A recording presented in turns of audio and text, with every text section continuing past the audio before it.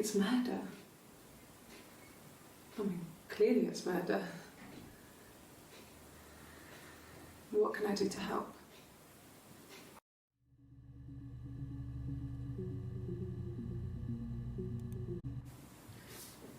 Yeah, that's me. But February, I mean, that was months ago. What's that got to do with Simon's murder?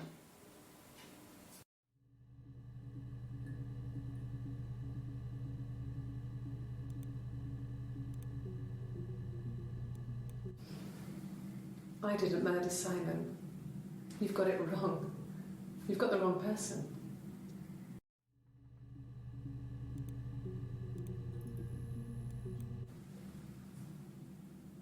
I'd like to speak to a lawyer now. Please. You have no murder weapon. You have nothing. And all these stories we've been telling each other, just that. Stories.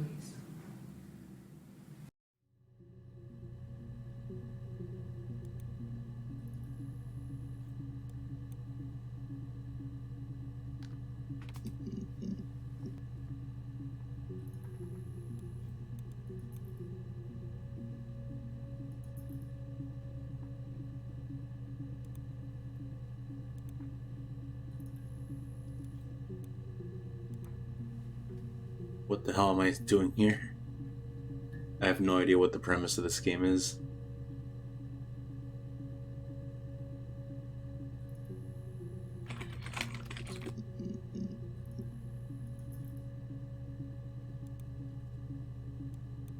Really?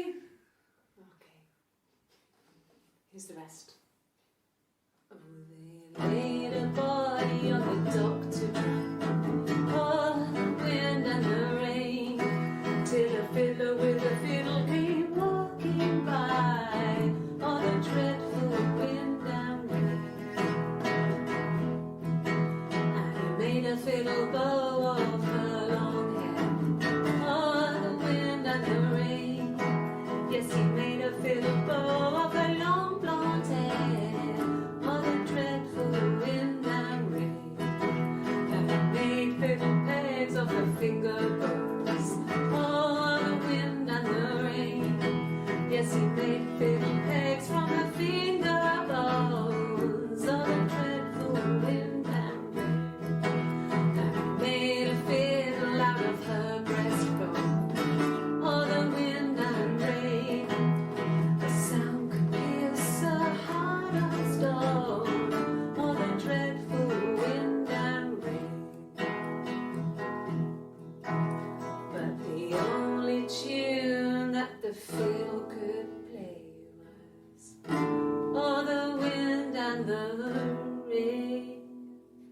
Yes, the only tune that the fiddle could play was, oh, the dreadful wind and rain.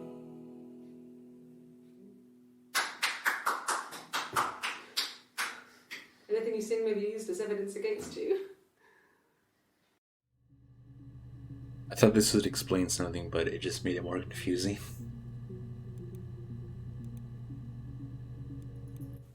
Rehearsed? You ask me the same question, you'll get the same answer. Is that your evidence? Of course I thought about what happened then. It's all I've thought about. My husband is dead. So Simon is her husband. Florence took me home with her. Mother hadn't been expecting twins and had a healthy baby. I guess she was just happy for Florence to clean up. Take away the evidence that this was anything but a happy occasion.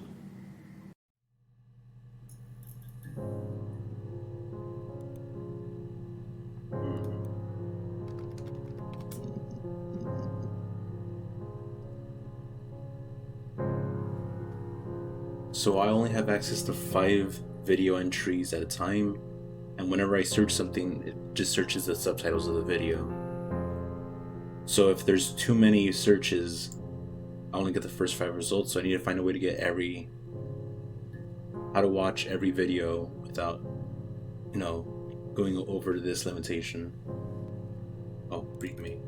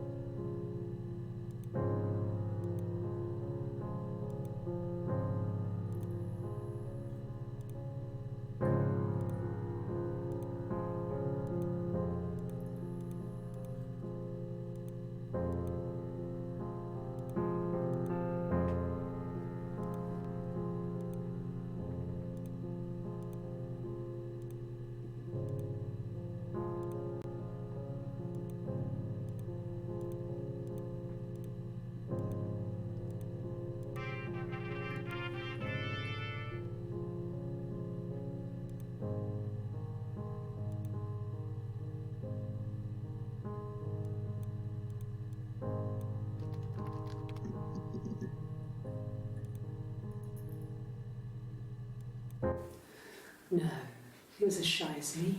I asked a friend to ask him out for me. We had our first date at the Odeon in North End. We went to see Risky Business. I had on my one best dress.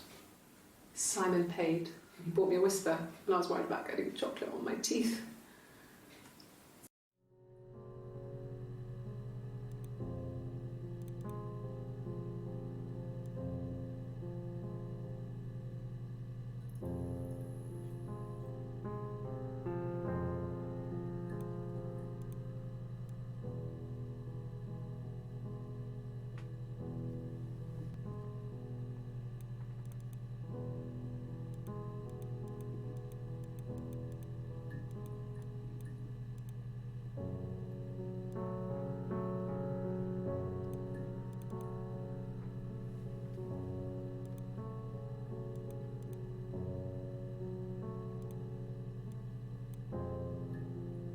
So I think the goal of the game is to get every single entry, or I guess to view every single entry.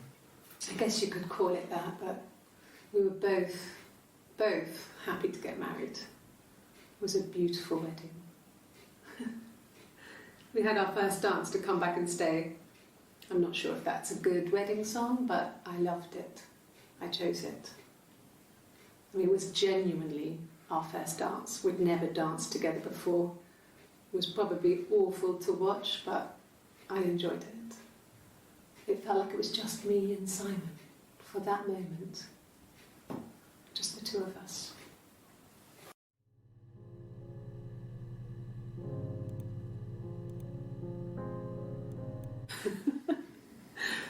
Was he my first?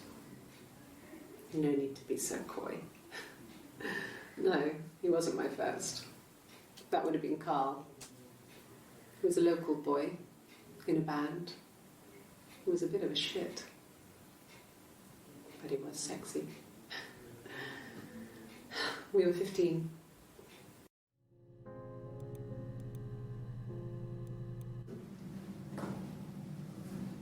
Across the road, where my parents first lived there, was a midwife called Florence.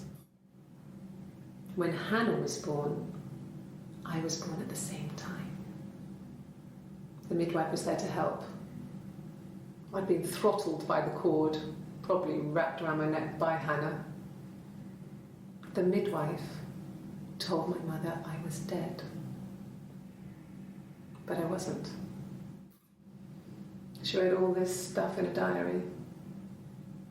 Amazing what people will admit to on paper.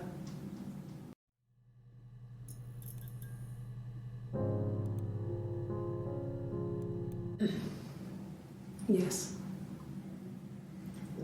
The first time we saw each other, it was strange. We both realised at the same moment, I think. We must have seen each other before, but there was this instant when we first realised it wasn't a reflection. The reflection was staring back. I think I was 5. It was my birthday. My reflection was wearing a party hat and waving. I knew what party hats were from books. And it suddenly occurred to me, today must be my birthday. I waved back and we just spent ages waving at each other and copying each other's movements. Sorry, some fireworks outside.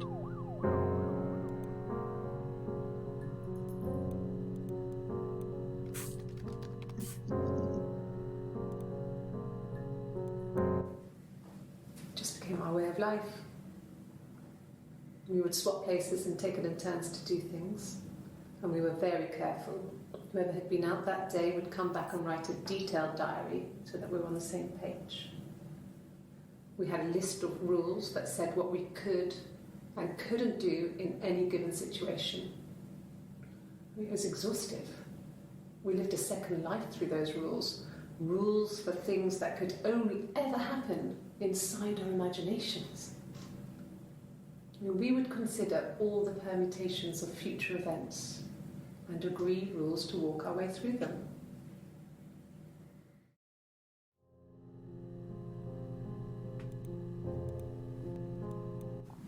Mum and Dad had never had any reason to notice.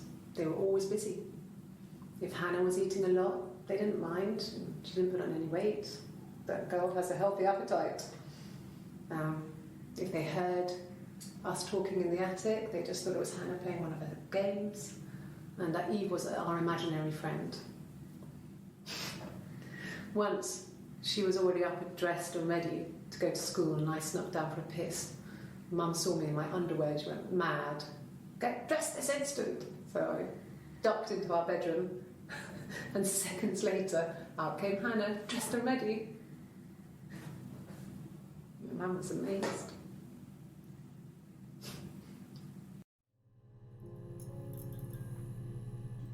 So Hannah and this girl are twins? They like best friends that just look alike.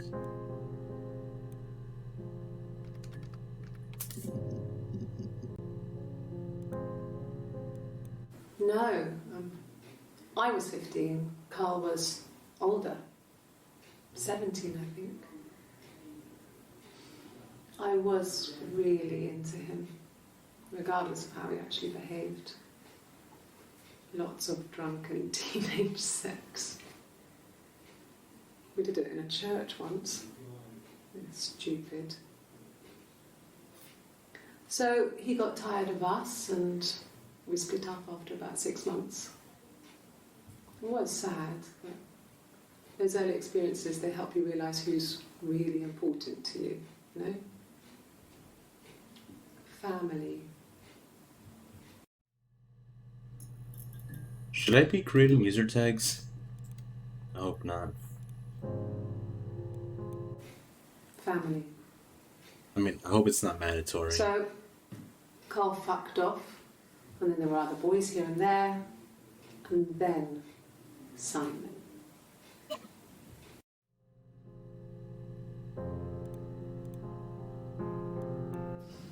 Differences? She's a better driver than me. She passed the test for us. I tried to take it and nearly crashed the car.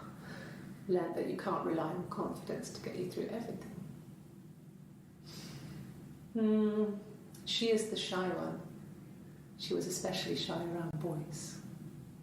If Hannah liked a boy, I would have to pursue him. It was that way with Carl. Hannah met him first. She had such a crush. I let him take my virginity after a night that his band had played at. It got difficult. When I was with Carl, we would have sex, but Hannah couldn't let him see she was a virgin. She had lots of excuses. After a while, we decided that I should take Hannah's virginity. It's not that different to a bruise, pulling a tooth, a graze. We used a hairbrush. After that, we took it in turns, though I was always the one who seduced the boys. Until Simon.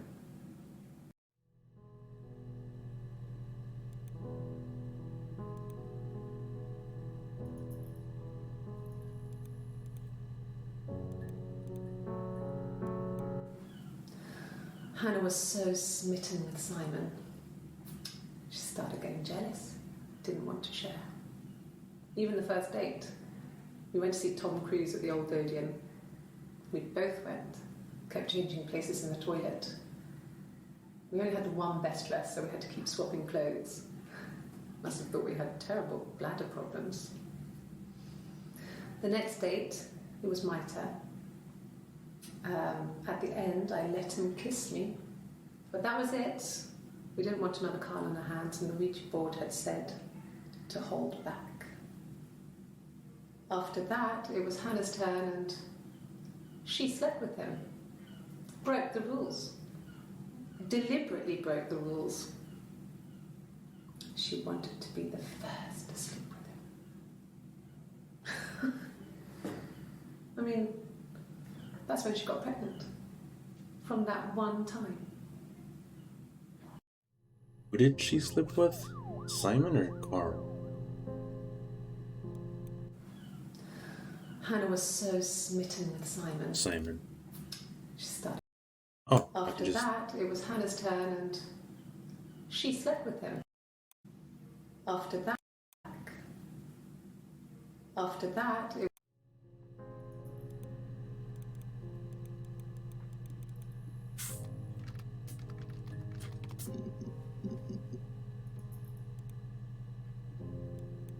My name is Hannah.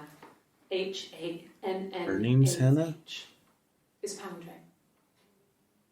It reads the same backwards as forwards. So who was the other Hannah? Hannah? Though. It's not quite symmetrical, but well, I mean, you get the idea. Sorry. Hannah Smith. I live at 31 Gladstone Street. Wait, are they two different girls in the videos?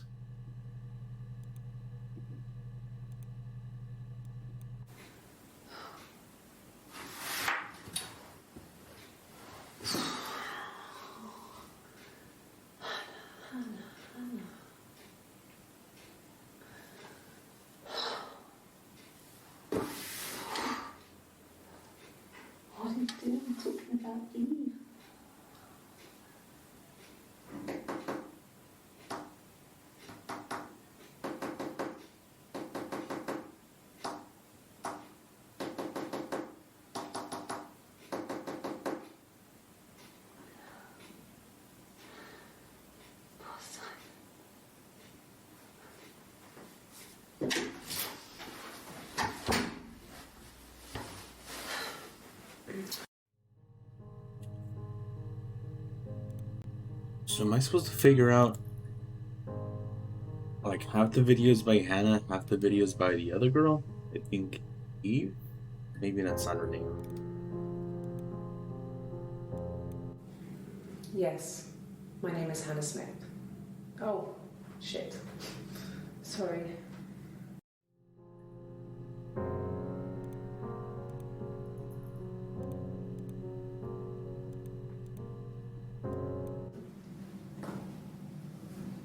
Across the road, where my parents first lived there, was a midwife called Florence.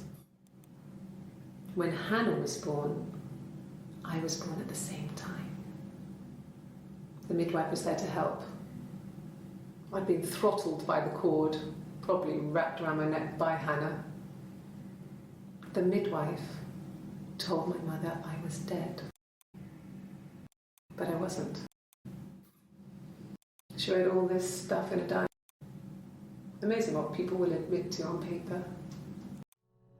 So they're twins?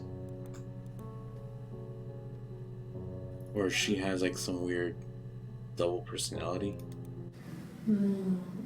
She recognized me from the window. No, it has to be twins. She told me to come inside, and she hid me.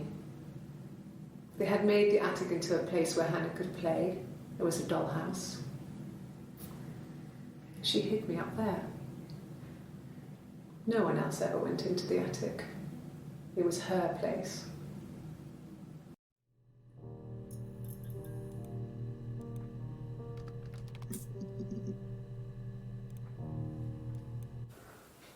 Well, my friend Eve. I mean, she was a friend from when I was a kid, and she was always more popular with the boys, and I used to hate her for it. I mean, really hate her sometimes.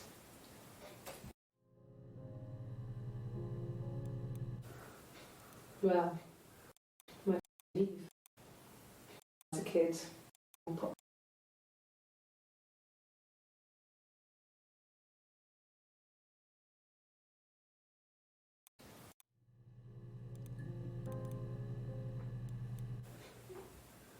Yes. We'd fight. We fought on the beach once, and I held Eve's head underwater. There was no one else around. It was at the far end of the beach, and I held her head under, and I kept it under. And for a moment, I just wanted to kill her and watch her drown. But that was it. It was just a moment. We made up after. It was a love-hate relationship.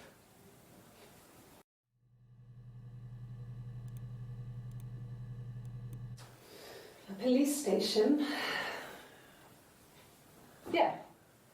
When I was young, we ran away on my birthday. Bob Dylan was playing in London, and we thought we could break into his tour bus and have him take us with him. The taxi driver we paid to drop us off. I mean, we'd saved money, pinched a bit here and there to pay for the fare. He was suspicious because we were so young, so he told the police. So they came and picked us up and took me back to Portsmouth. My mum picked me up from the station. But I blamed everything on my friend Eve. So my parents let me off.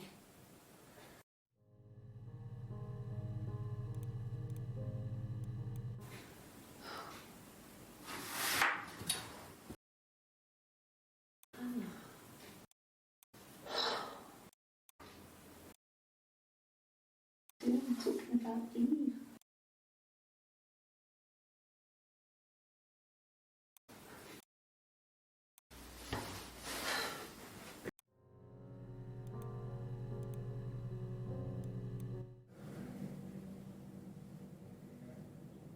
My mother called me Eve. Oh, alright. She's Hannah, she's Eve?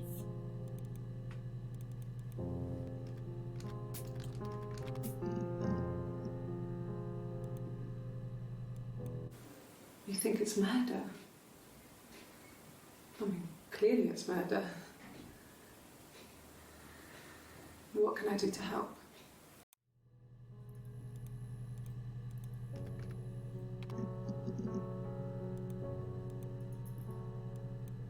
It was supposed to be a secret.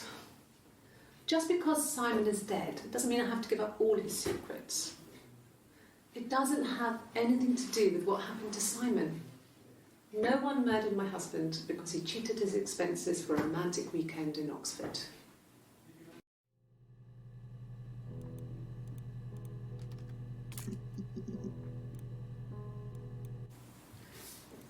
Yeah, that's me.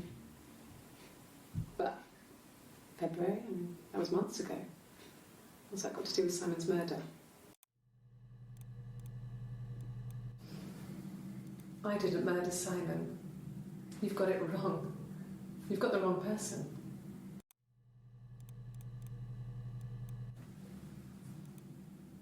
I'd like to speak to a lawyer now. Please. You have nothing. Stories.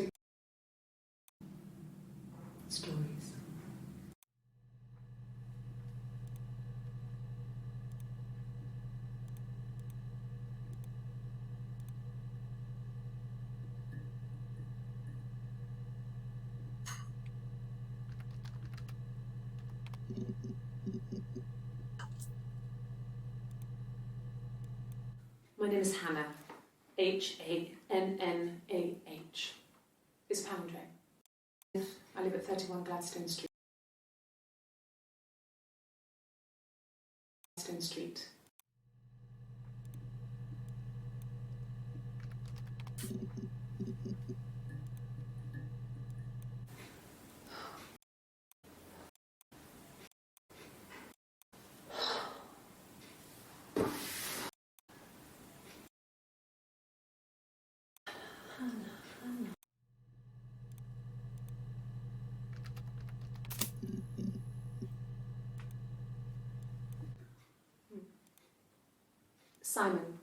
Simon Smith.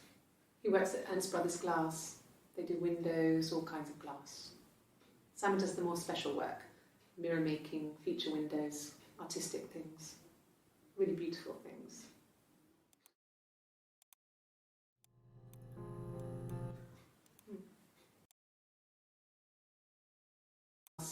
They do windows. Yes, my name is Hannah Smith. Oh, shit. Sorry.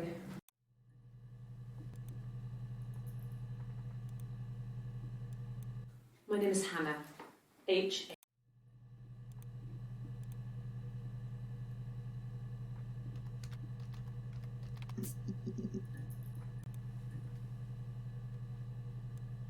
There was a conference, something to do with double glazing, in Oxford.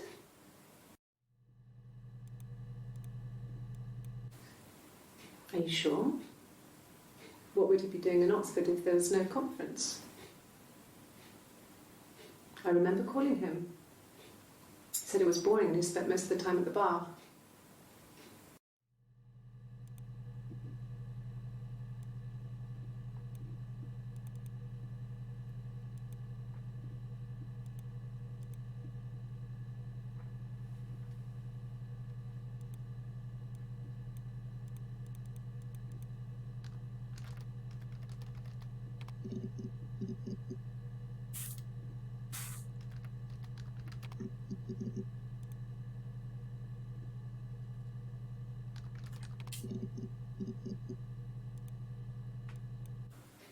It was my birthday, like you said.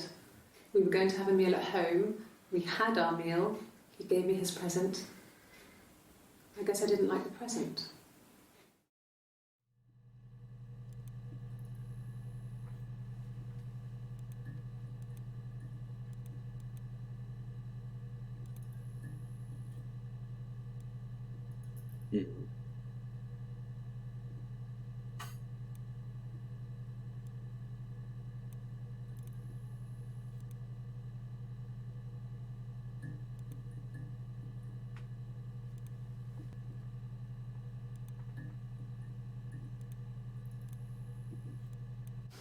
We spent the wedding night in a hotel in Brighton. It would have been too much to do more. We were saving for the baby. It was wonderful to be in a hotel, away from home, just alone together. Since then, we've always tried to get away for our holiday.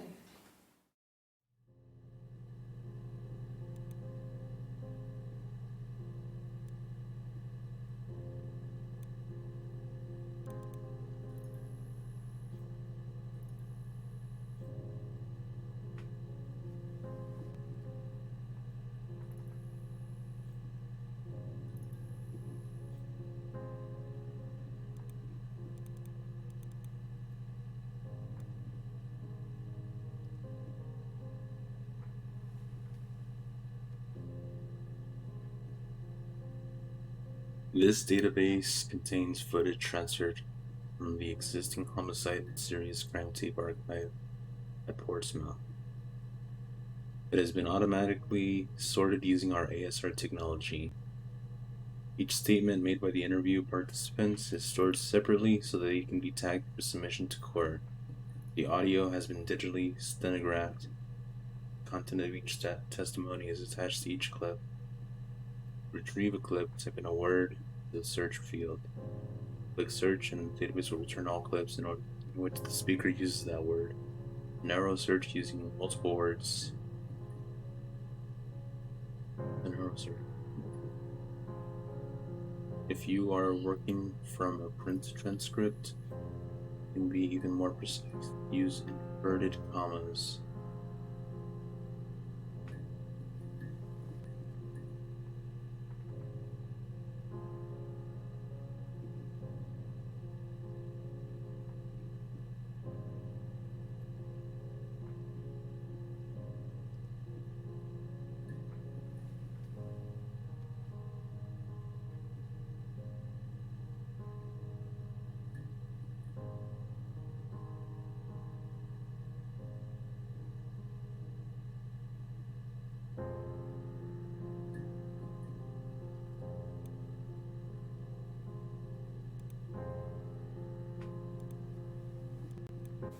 At the time they said it was poison, food poisoning.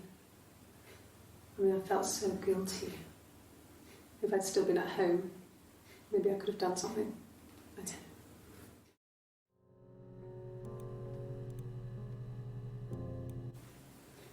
I mean, I don't know. Something must have happened to him on his way home.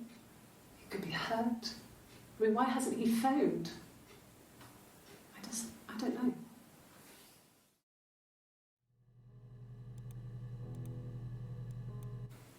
From when I woke up. Okay. I woke up. Simon was already up and he made me birthday breakfast of eggs Benedict. We both had to go to work, so we saved presents till later. I got to work, had some birthday cake, children sang me happy birthday. Then I came home. The birthday meal was a takeaway. And Simon gave me his present, which I didn't mind. And after that, we talked about the baby. It turned into a big argument. Simon left. I was furious. I wanted to get as far away as I could and get some space to think. So I left.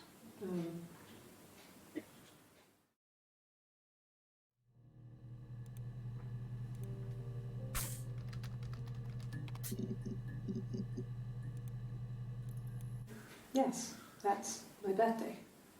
Not one of the big ones, but I guess you can see that.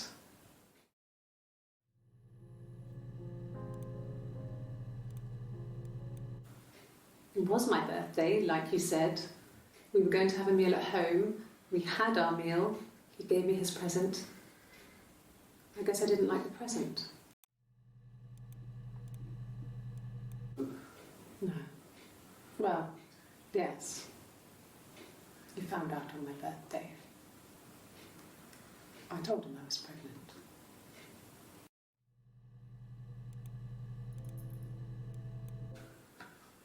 A week or so ago. It would have been the Saturday before my birthday. You know, I get like that on the weekends, have a lie-in, then want to get up and blitz the house.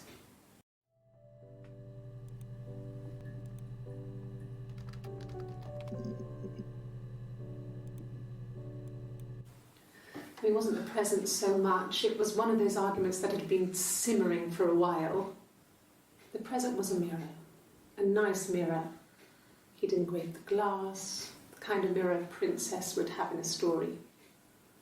He made it specially for me.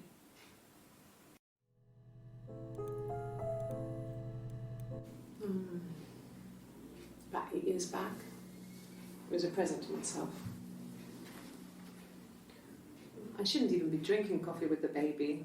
It's been hard trying to give it up. I think they say you can have 1 cup.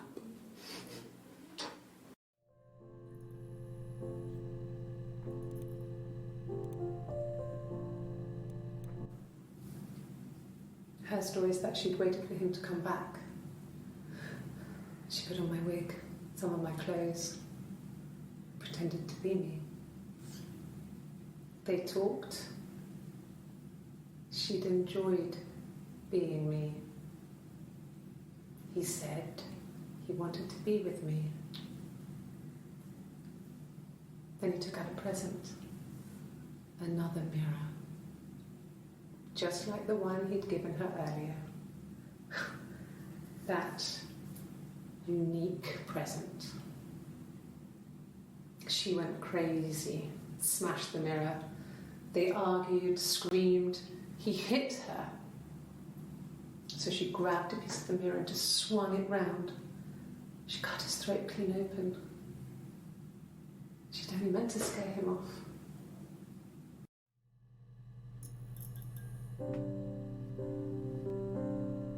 Was that the murder itself?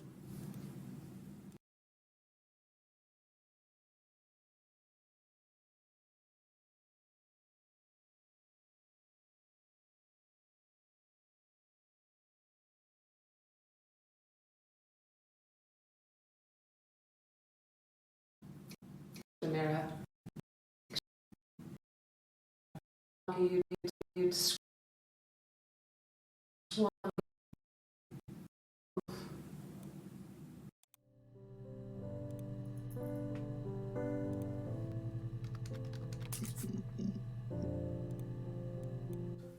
No, he doesn't have any tattoos. He has a scar down here near his stomach, past his hip. Cut himself with some glass. That was before, a long time ago. He looks just like the photo. He's not got his glasses on here though. He takes them off for the camera. But he needs them to see properly, you know. He has to read a newspaper or a menu in a restaurant. Not book so much, or watching TV. He likes TV.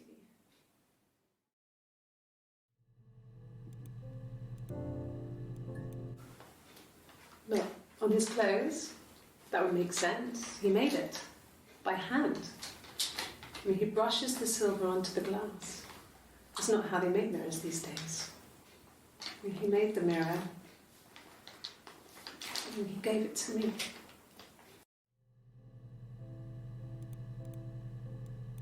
No, I've had enough coffee for today, thanks. Glass of water.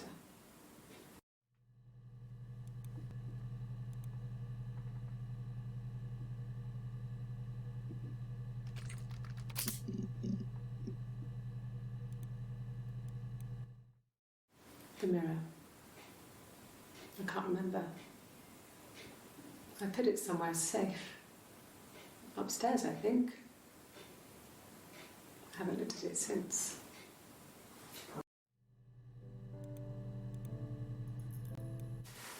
Silver leaf? No. He normally silvers them properly. This mirror, it's supposed to look antique.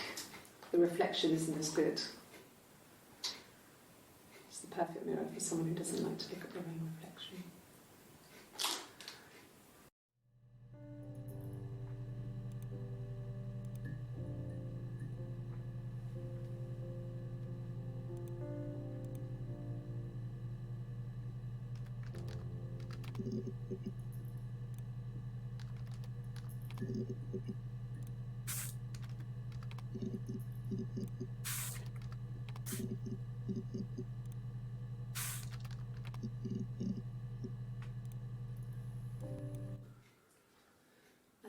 Simon is 6 foot, darkish blonde hair, average build. He's clean shaven. If his beard grows, it goes ginger, so he shaves it. I mean, not that there's anything wrong with ginger hair. I bought a photo. They said a spring photo. This was taken last year on holiday in Rome. It's the best one I have.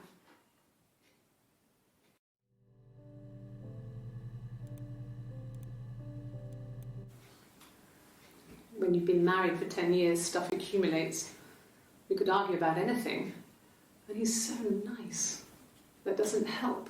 He tries to smooth things over, and that just makes it worse.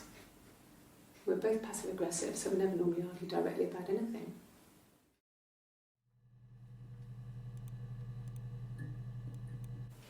Then my parents died. It was the worst year of my life. A miscarriage, and then my parents.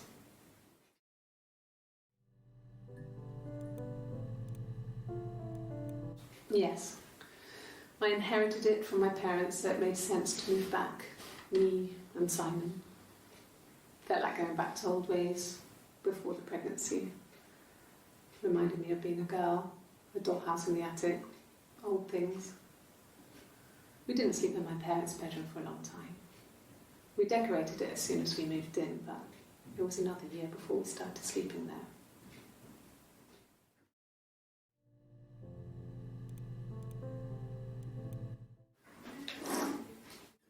Yeah, that's Simon's watch. It was a gift from Eric. He got it this year. It was a wedding anniversary gift. Steel. It would have been Diane who chose it. She has really nice taste. That time, it must eliminate me. I was in Glasgow then.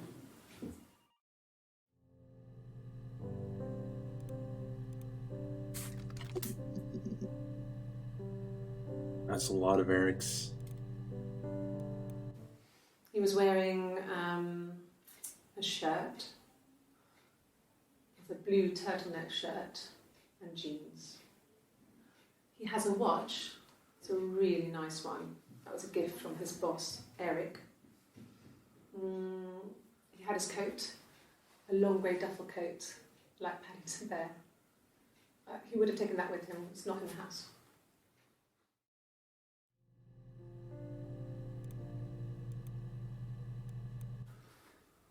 So, it was Friday evening. We had an argument. He left. On Saturday, he didn't come back.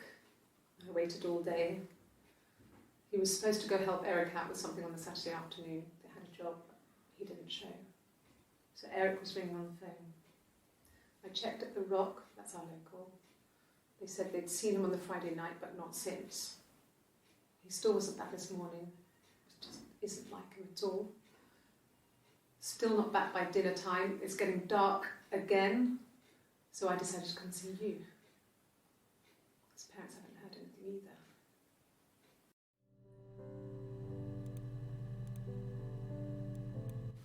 Yes, there's a car that we share, a Cavalier, and a van he uses for work. It's owned by Eric, but we look after it. Both of them are there now, parked in the street.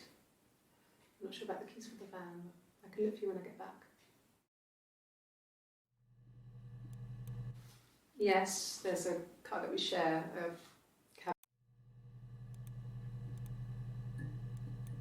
Yes, that would be in his wallet. It's a Visa, a silver one. He doesn't like to spend money he doesn't have, so he usually pays with cash, but Eric convinced him to get one. Yes, that would be in his wallet. It's a Visa.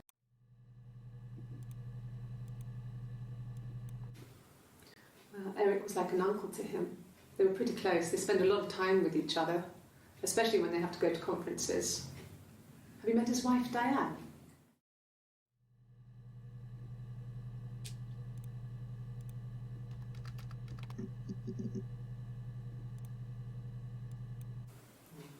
Diane is really nice. She helps out with the glaziers, organises the Christmas party, that sort of thing. They have 2 kids, really sweet kids. She used to look out for me when I worked there.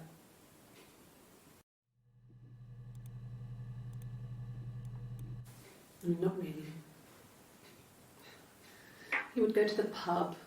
He had his drinking buddies there, but no one ever really came back to the house. Sometimes Eric, his boss, and his wife would come over for dinner. That would be us returning the favour. Diane is a really good cook, into her trendy ingredients. And the last time Simon cooked something off MasterChef, he got the recipe off CFAX, and I did my Lloyd Grossman bit, commenting from the sidelines. I had to find fennel from the supermarket. Have you ever eaten fennel?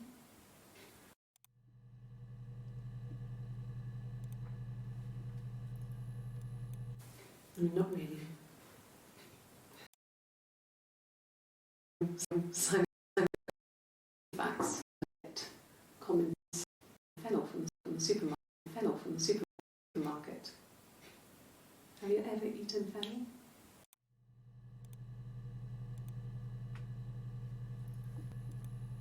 How do I remove this by accident? Simon and Eric arguing? No, I can't imagine they'd be arguing. And they get on so well. Unless it was something to do with work. Maybe Simon was being too much of a perfectionist. But I don't know. You should ask Diane.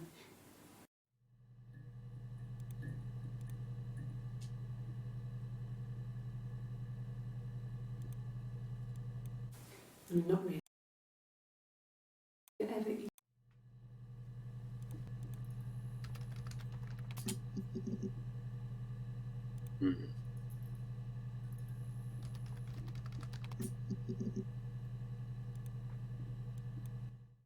No.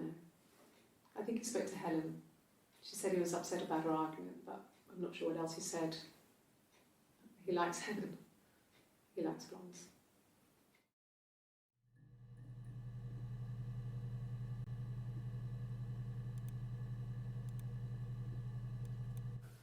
There's married couple stuff. A stupid argument, nothing specific. No one knows how to push your buttons better than those you're close to.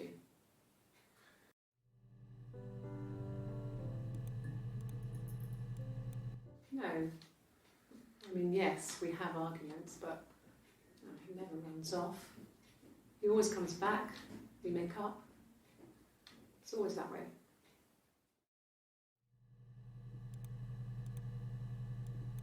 Yes. He left after the argument. It was about 8 o'clock.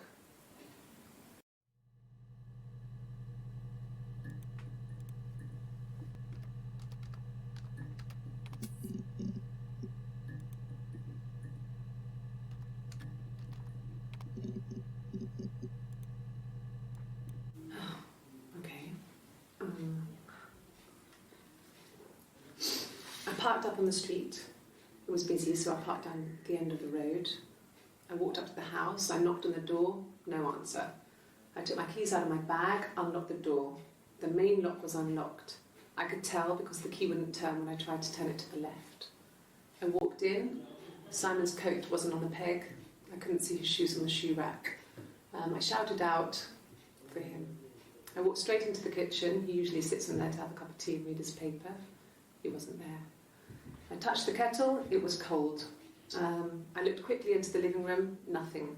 I walked upstairs to the bedroom, he wasn't there. I didn't search for him because it was pretty clear he wasn't there.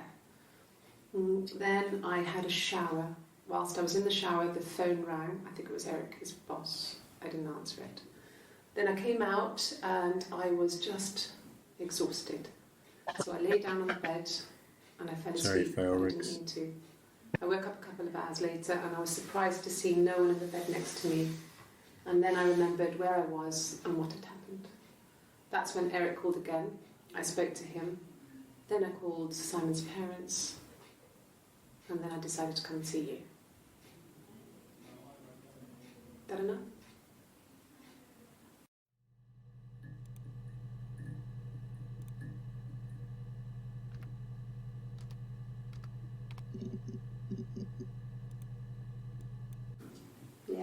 when I was at school. I worked part-time in the front shop. It was sort of an extended family thing. My dad used to work there, my mum worked there before I was born. I took care of paperwork, filing, typing out invoices, that kind of thing.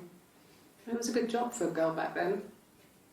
I didn't work a till or anything, though. I was quite shy, so I wouldn't have liked to have worked a till.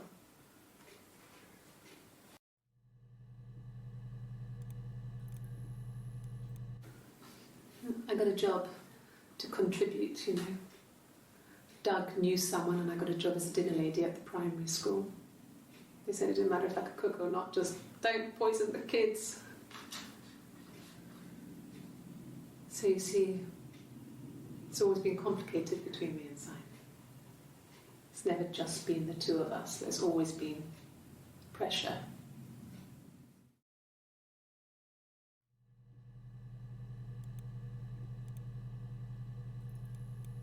And the Glaziers. I worked there some weekends and Simon had a part-time job there too. That was Eric's generosity. He was always good at helping out other people's children. Simon was quiet, more thoughtful than the other boys. Even then he had a sense of craftsmanship. Wasn't always rushing stuff. Boys that age are just running around like headless chickens most of the time. You know? Plus he had that look. He looked like a fairy tale prince from one of my books.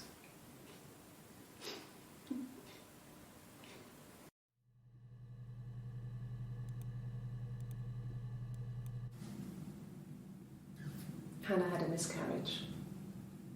This was late in the pregnancy and it left her infertile.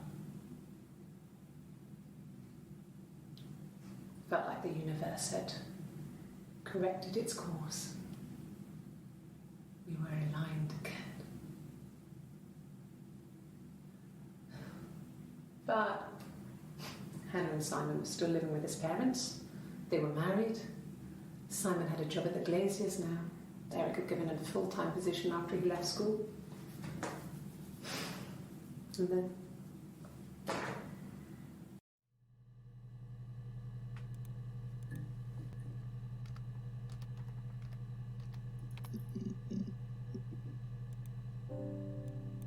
a mobile phone? Yeah. Well, they have one for the Glaziers, but it's only for work. I can't remember the number. Oh, it's in the kitchen. I saw it plugged into its charging cradle.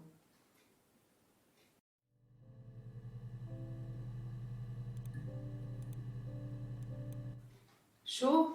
Yes, of course, if that would help. Will you phone the house to let me know when you want to come round? Then I can make sure that I'm there.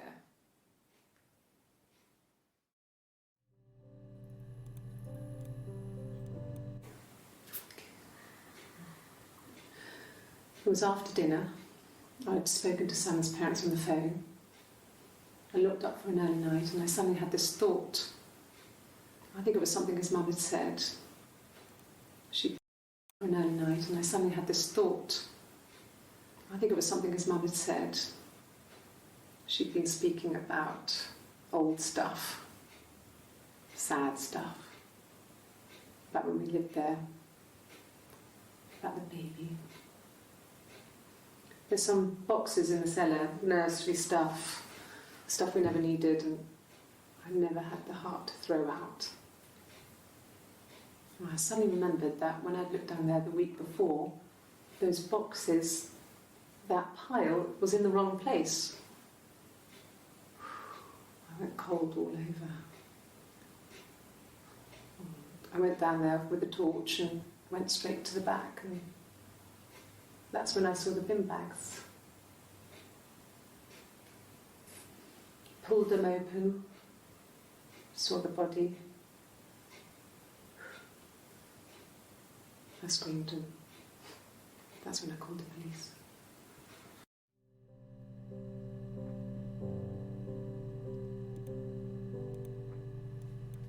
Yes. I got to Glasgow, I was exhausted, so I pulled over and slept in the car. I woke up because a rubbish truck went past. I got some petrol, bought a coffee and a pastry, tried calling someone from the payphone, and then headed back.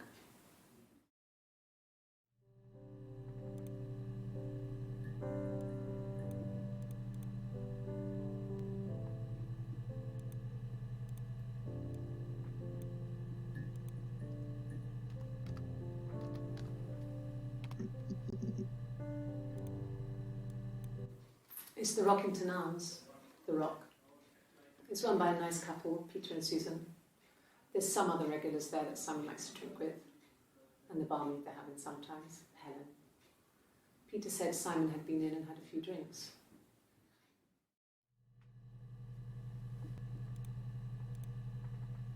Oh God, I don't know. I mean, I guess The Rock. You've spoken to everyone there. Someone must have seen where he went. I don't know. So many things could have gone wrong. Oh God, I don't know. I mean, I guess The Rock. You've spoken to everyone there. Someone must have seen where he went. I don't know. So many things could have gone wrong.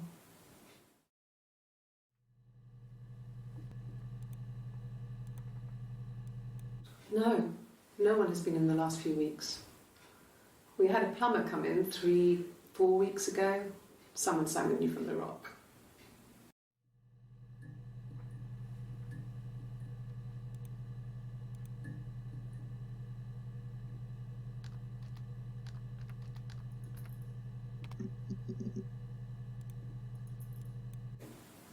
Yes, I'm fine. I won't be sick again. This happens some days. I'm pregnant. It's morning sickness.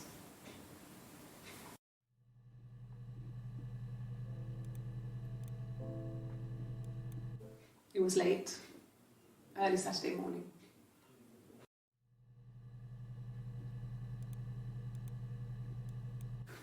No, I don't think so. Glasgow was deserted that early in the morning.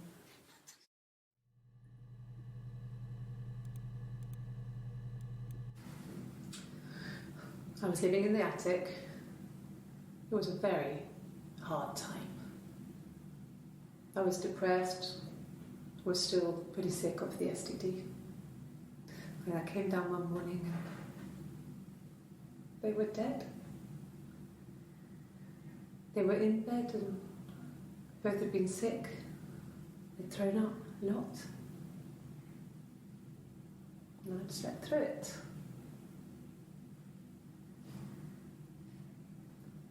The police said it was the mushrooms they ate. Dad was a mushroom expert. He used to take us picking with him and he taught us how to recognise them. There's no way he would have picked death caps.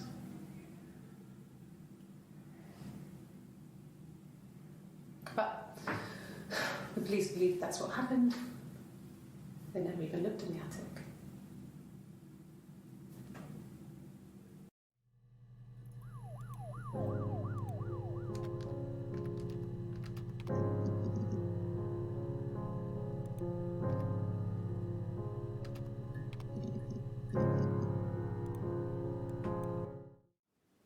Yes, there's an Amstrad one.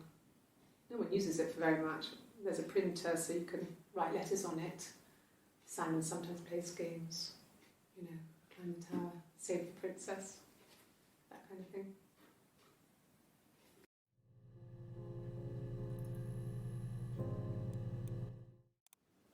Yes, there's an Amstrad one. No one uses it for very much. There's a printer so you can write letters on it.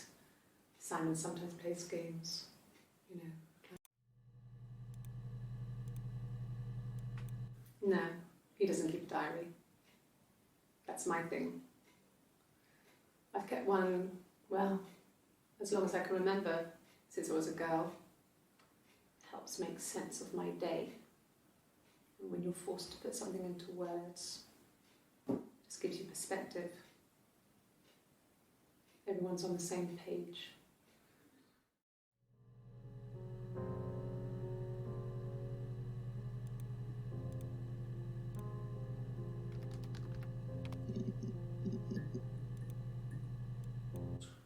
He has a wallet, a huge, silly thing, leather, real leather, I think.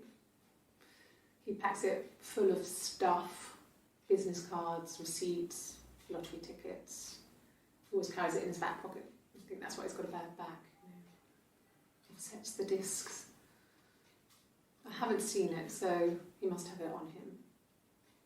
He always takes it out of his back pocket before, when he comes in, if he's in the house.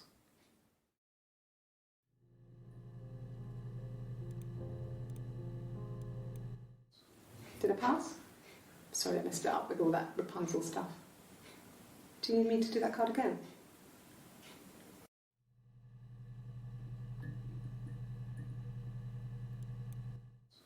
Did I pass? Sorry, I messed it up with all that Rapunzel stuff.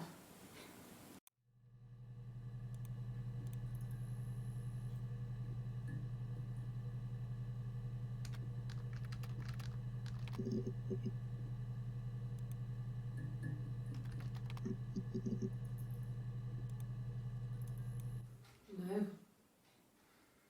I'm not sure what strange would be, but he hasn't been acting odd. He's been busy at work, but nothing too stressful.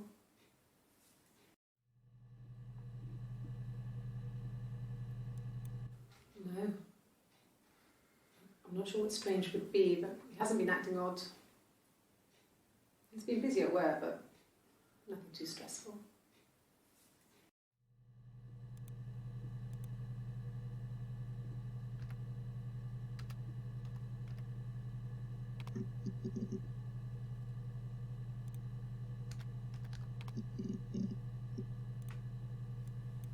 No, not drugs. I mean, he drinks, but never very much. He goes to the pub and has one or two. Sometimes we go together. He drinks wine with food, but no, he doesn't have any kind of drinking problem.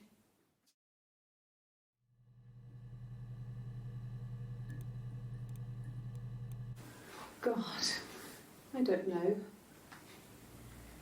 Could be anyone. Maybe someone follows him back from the pub. But why would he let them in? Doesn't make sense.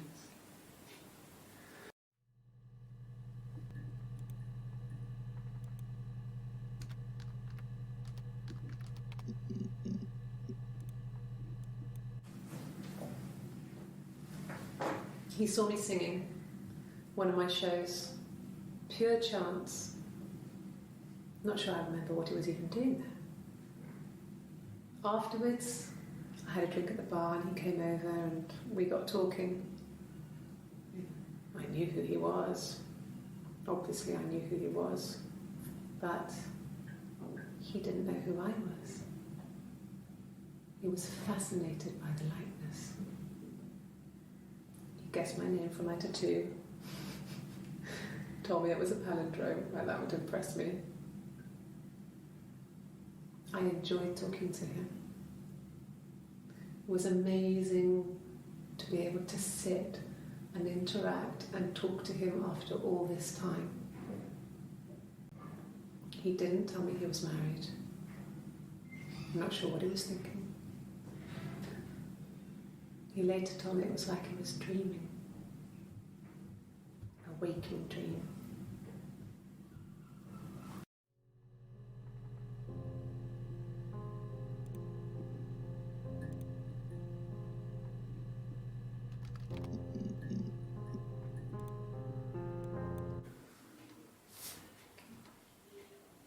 Well,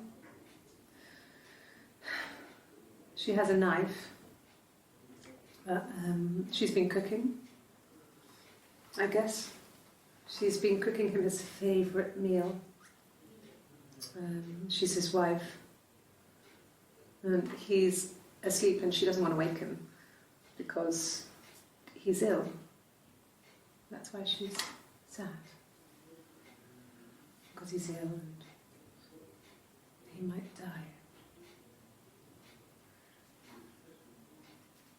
Kind of a sad story so much nowadays.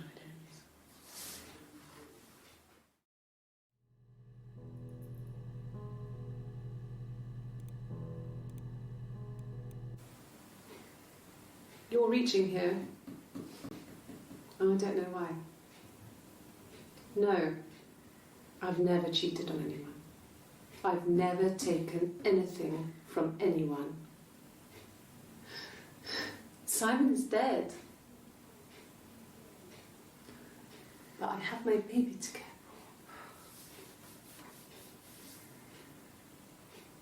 for. Why are you trying to make me sad? Why are you so obsessed with sex and affairs? You cheated on your wife. Is this your thing?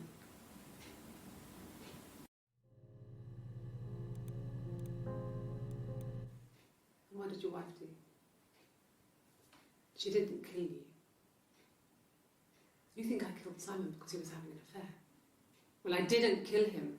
I wasn't even there. I was in Glasgow worrying about whether my baby was still growing inside me. I mean, why would I kill Simon? I loved him.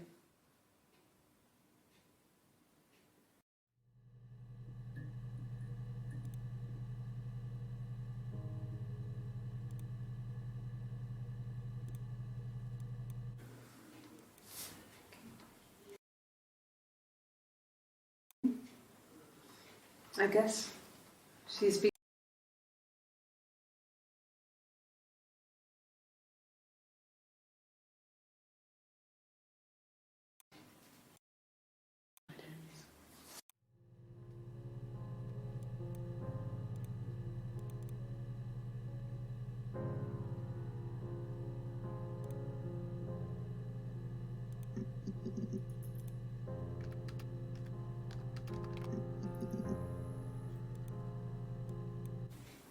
I haven't been into work.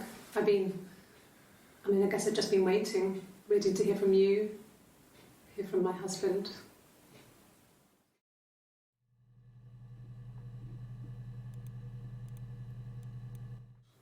When you suspect someone of murdering their husband.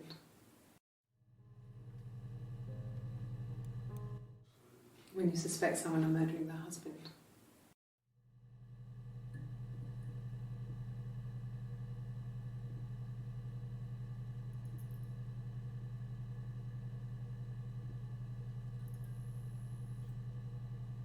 Sorry, I gotta be right real quick.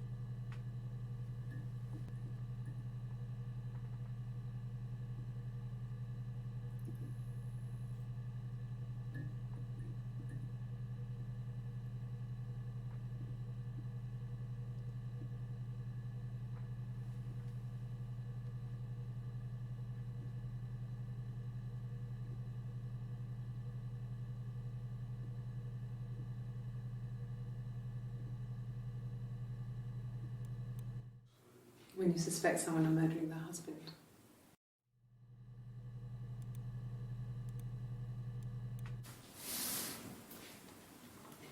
She's crying, I guess. She's sad because she thought she saw her husband with another woman. But it's okay, because she finds out it wasn't her husband, it was his brother. And so it's fine.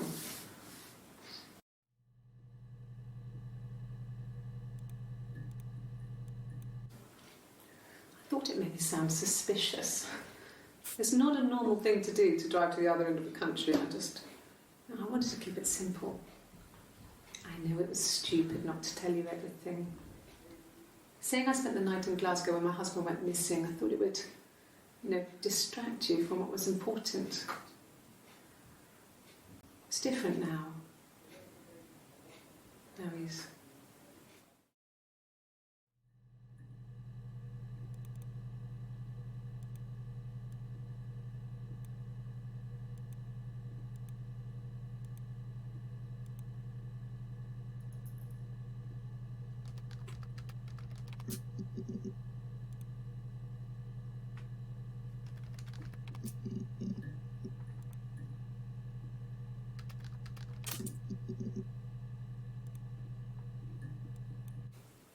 Could the hairs have come from somewhere else?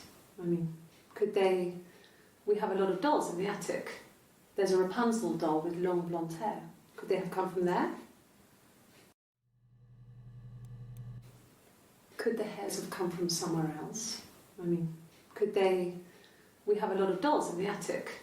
There's a Rapunzel doll with long blonde hair. Could they have come from there?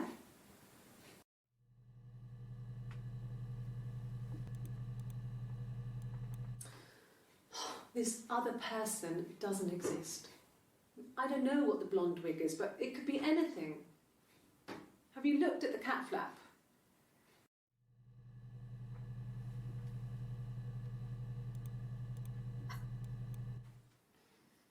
You want me to play something? I'm not the world's greatest guitar player. Okay. Probably needs tuning. No. It's okay. How about a traditional ballad? Should be right up your street.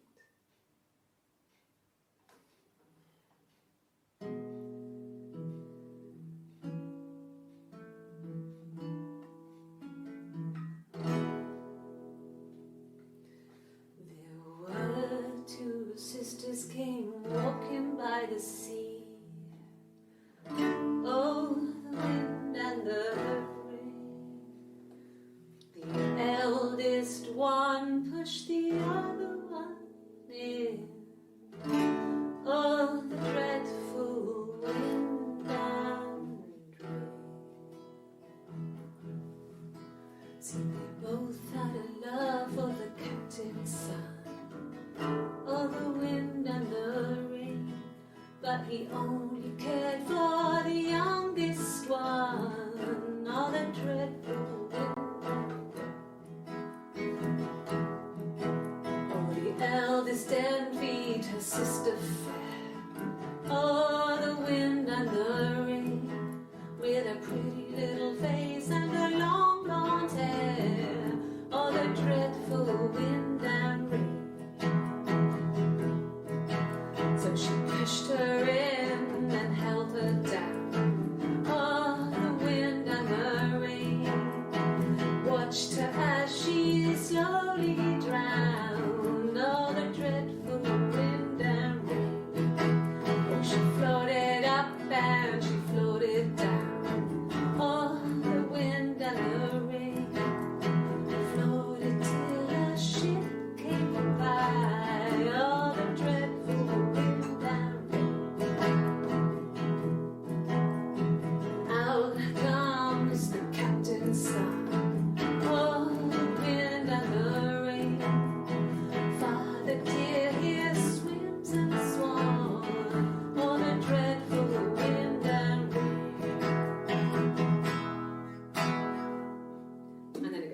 So I think that's a good place to stop.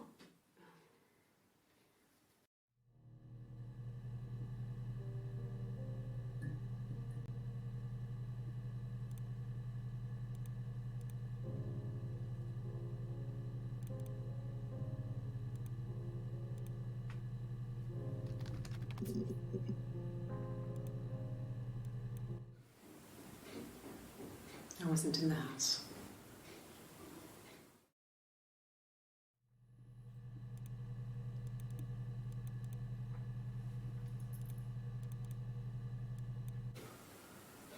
I wasn't in the house all of Friday night. After the argument, after Simon left, I left too. I was upset and I wanted to get away. So I took the car.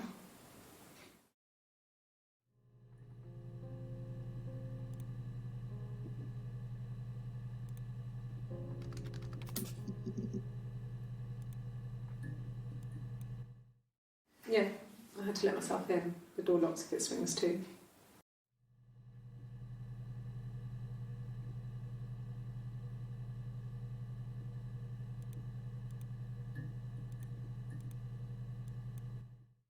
Yeah, I had to let myself in. The door locks if it swings too.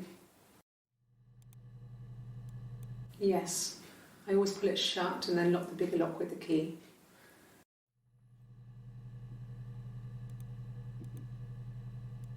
Yes. I always pull it shut and then lock the bigger lock with the key.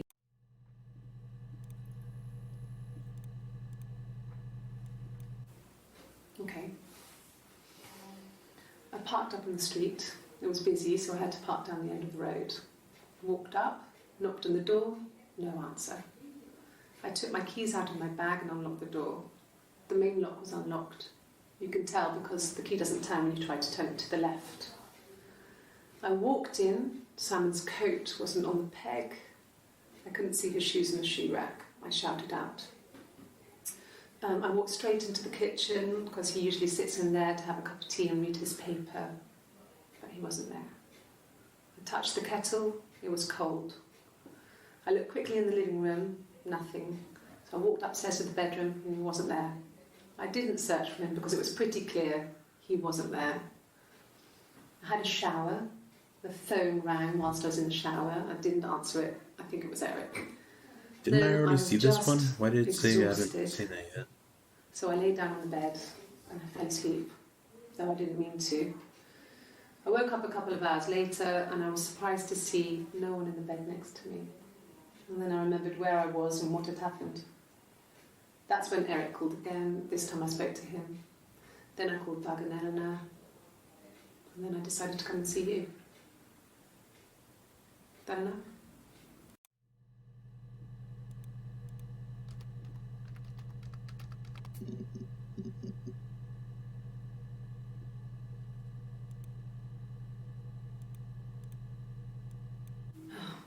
Okay. I looked quickly into the living room. I had a shower. And I was surprised to see no one in the bed next to me. I called Simon's parents. And then I decided to come to Simon's parents again. I spoke to him. Then I called Simon's parents. So Simon's parents are Doug and Eleanor. Alright.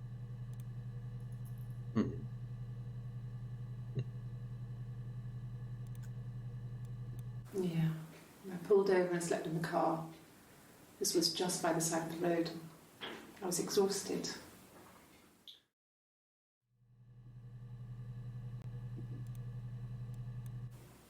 Okay.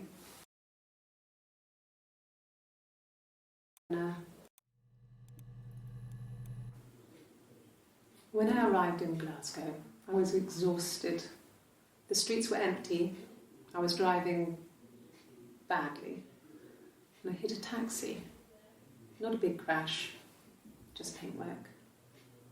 The guy was so pissed off because I didn't have a driving license on me. But when I told him I was pregnant, he made sure I got to the hospital so they could check me out. It was fine. The hospital must have details when I was looked at. There's a scratch on the car.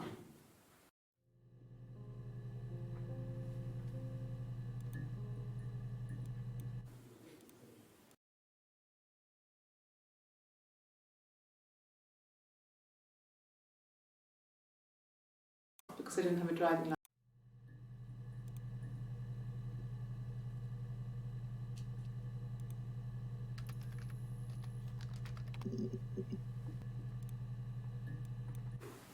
Well, I remember the ticket, of course. I paid it without telling Simon. Didn't want to get told off. And they put points on the license.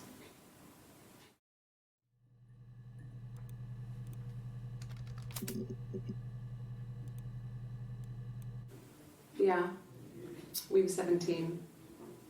It was a nice wedding, people said. Simon looked very handsome in the photos. His parents paid for everything, but he's an only child, so it was important to them. It was what they called a shotgun wedding, but if you looked at the photos, you couldn't tell. The dress was beautiful. It looked like Princess Diana's. The train wasn't quite as long, though. There's a great photo of the bridesmaid helping to carry it out of the car.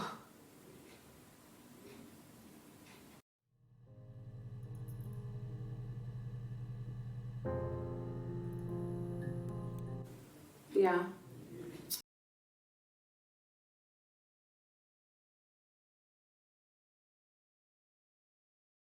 It was what they called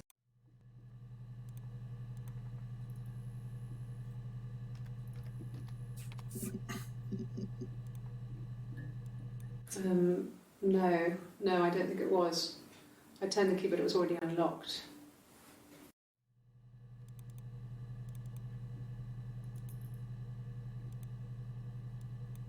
Yeah. They'd gone to bed feeling ill, thinking it was flu or something. The neighbour called me, I had to use my key to let them in. We found them dead in their bed. And they'd been there for days. No one had noticed. Just awful. It was so soon after my miscarriage. The worst year of my life. I'd been so happy to get married, and after that it was just like, fuck.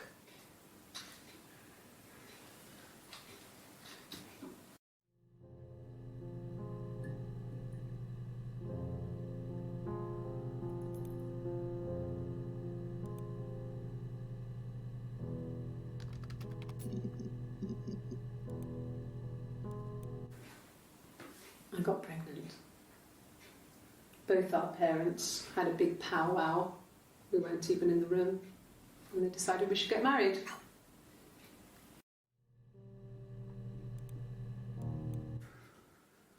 We couldn't afford our own place. Simon dropped out of school, went full-time at the Glaziers.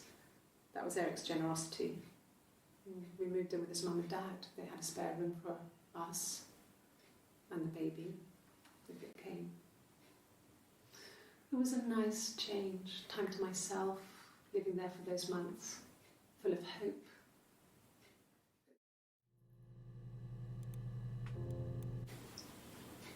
Okay, you got me.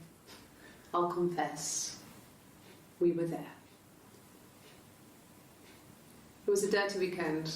Simon was going to expense it, pretend it was a business trip. I used a made-up name. We stayed at the hotel. Had room service, didn't leave the room, had a great view of the river, and you could hear the church bells. Like you said, it was very romantic.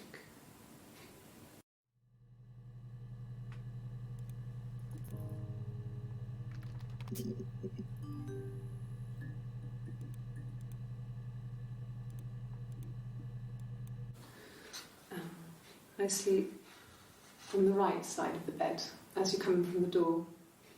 You can tell because I have two pillows and he just has one.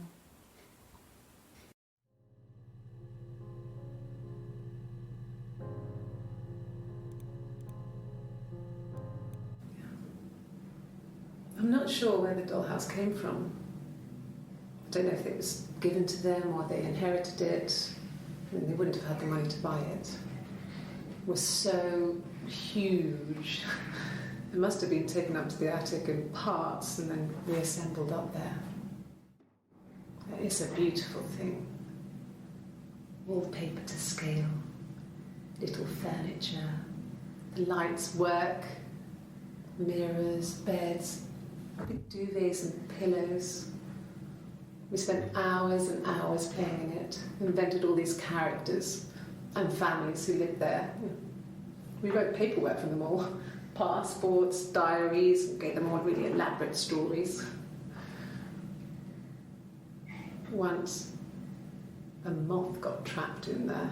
We'd left a light on. It was making the most horrendous noise.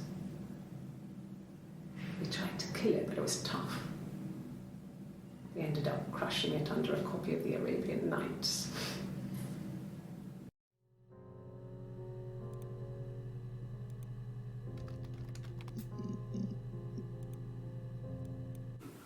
No, I lost the baby. I had a miscarriage at 8 months. We carried on living at Simon's parents until, well, it was only a few months after.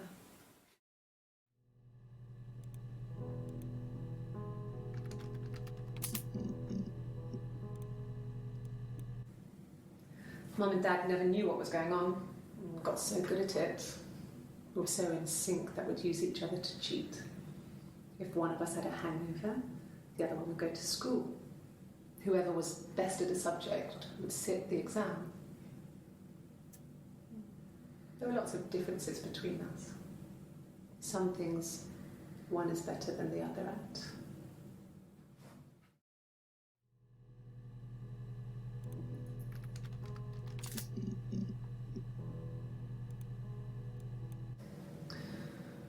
Florence was a warm, kind person. But she was broken, I guess. When I found her diary, I also found a biscuit tin with other stuff in it. Older papers, letters, that kind of thing. Her story wasn't there. I never really spoke to her about it. I was far too young to really understand, I guess. I just put it together later, once I was older. She had loved children, planned to have a large family, but her husband died in the war. And that was back when you married for life. She never felt like she could marry again. Isn't that strange? She was a widow from her 20s. But, I mean, I guess it was different then. You know, you married for life and she felt she could never marry again. I guess it was harder, a war widow. One of the dead. I don't know, maybe there was more to it than that. I don't really know.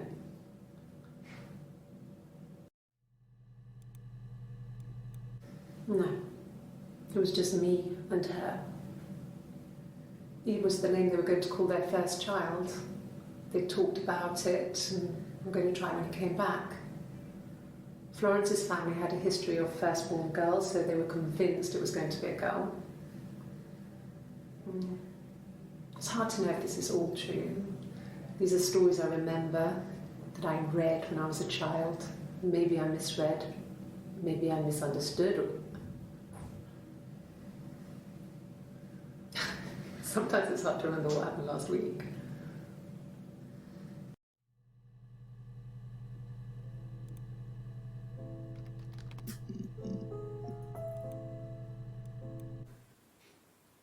No. The whole thing was wrong. The bags, I think they were from our kitchen, you can probably check that. We never go into the cellar. It's just a place we put things we don't need. Dad used to grow mushrooms there. The bags were taped up. I think it was parcel tape, but I think it was ours.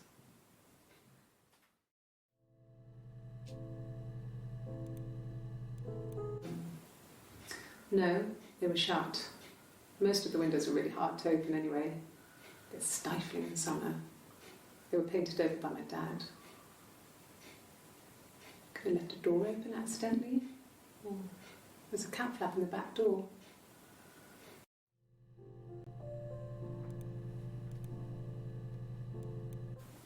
They said it was food poisoning. There was something in the food they ate. My dad liked to pick mushrooms, grow them too. They said it was the mushrooms. It was hard to believe. Death caps. They have a skirt around the cap. My dad taught me that. But, I mean, the police had no reason to think it was suspicious. They lived alone. And no one had any reason to hurt them.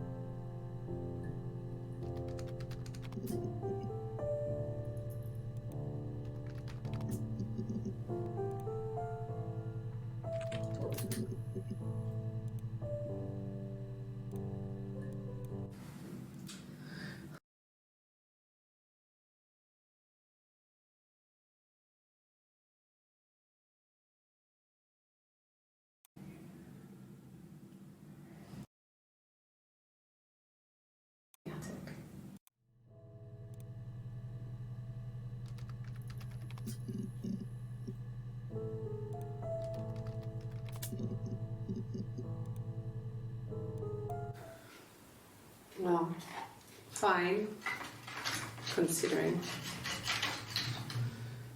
I got back into the house today, and that was weird, knowing your people have been there through my things. It's like I've been burgled. I mean, worse, obviously. I don't know. I haven't looked in the cellar yet. They sent a cleaner in. As good as new, he said. But they had to throw some stuff out. Couldn't get the blood out. And I'm still waiting to hear from the coroner so we can get a date set for the funeral. It's going to be a cremation. So,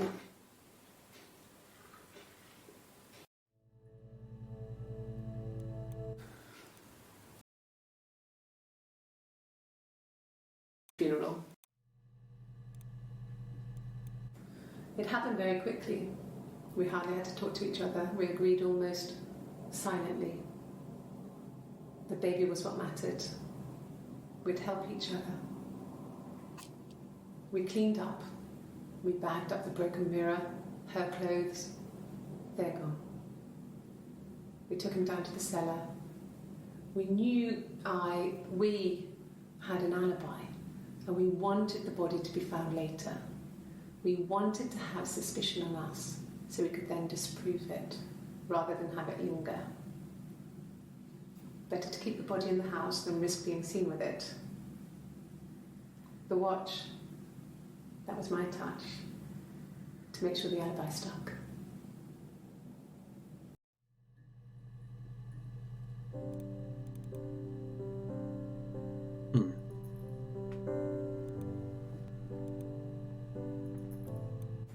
It happened very quickly.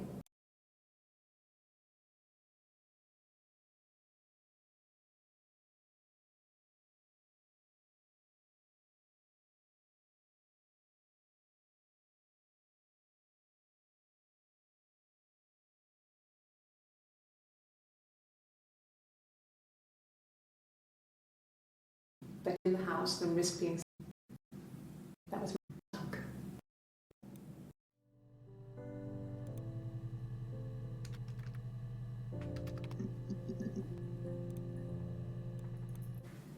Then she told me she wanted to help more. She said I should move in with her. She would come clean with Simon about me. I was family. I couldn't have a baby in a bedsit. I told her I didn't want to tell Simon.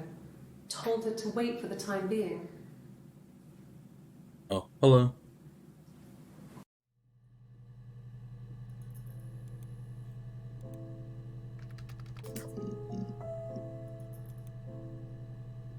I'm just going through like my notes to see what search terms I could find.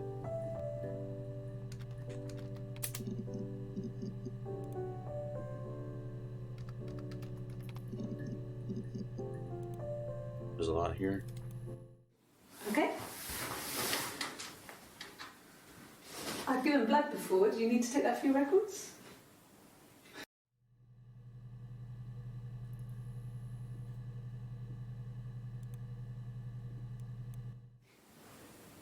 Nothing like this has ever happened to me before. The blood. It's probably the worst thing that's ever happened to me.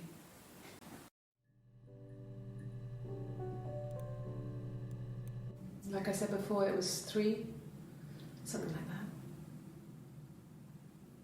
that. I walked in, saw Simon. He was on the floor of the living room. His throat had been cut. There was a lot of blood.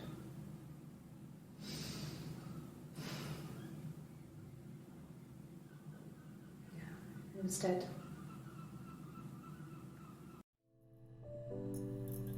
Yeah, I just kind of went into this game blind. I had no idea these were like the mechanics of the game when I started.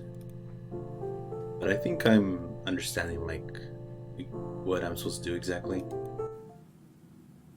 She was sat behind him. She had my wig on. And she'd been there all day.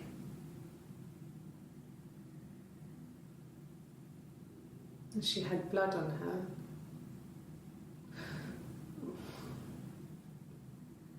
She was in shock.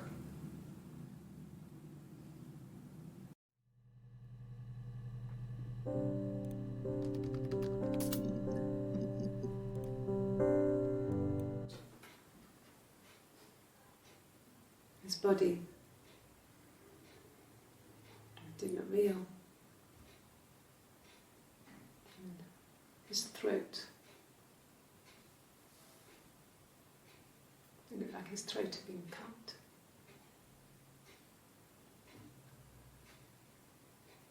And I didn't see his glasses. He has these thick glasses.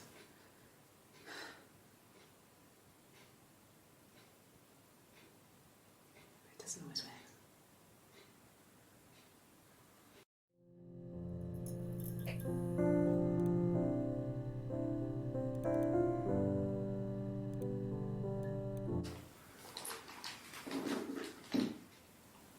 On his throat. How?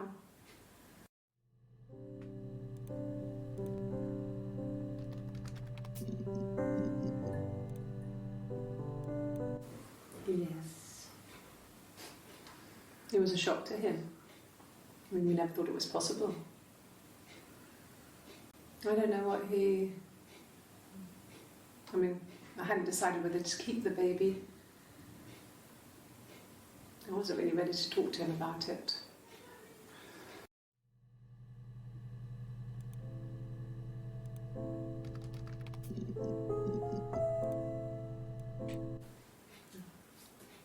It's Rapunzel. The story starts when she's born. Mother Gothel, a witch, takes Rapunzel from her parents and keeps her locked up in this tower. Rapunzel gets pregnant by the prince, and Mother Gothel is furious, so she cuts off her hair and throws it. Actually, her hair's already short here, so that's already happened. But she throws her into the wilderness, and Rapunzel is reunited with the prince, who's blind, but she kills him with her tears, and so it's a happy ending. Is that too much?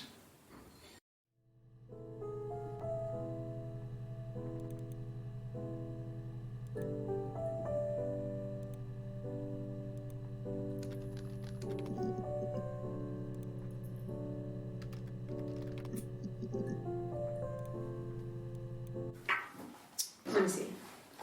Yes. I drove in here because I remember, well, I went over the river, and then there was a church there. Yeah. And I probably parked, well, I remember seeing a street sign called Princess Street. Yeah, there it is. Yeah, so I'm pretty sure it must be this one. There.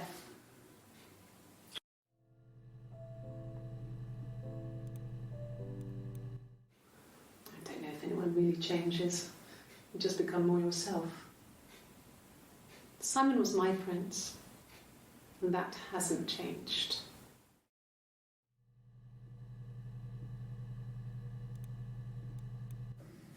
There were always princes and princesses.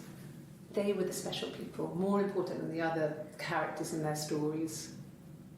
We knew we were like that. Twins. Magical. We were the princesses. We had a poster of Princess Diana from the newspaper up in our attic. Had a pride of place. And underneath we used to put all our special things. When her engagement was announced, we were obsessed with everything she did. And later, when her life went so bad, we felt for her. Her divorce last year just kind of drew a line under things.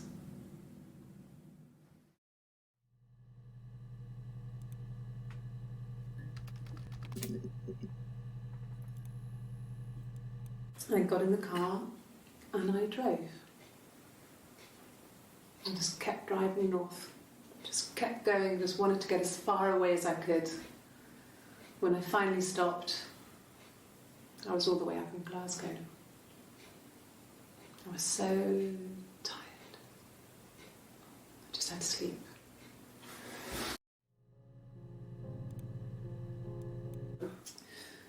think when I drove back it was about 8 or something. And I got back to the house about 3.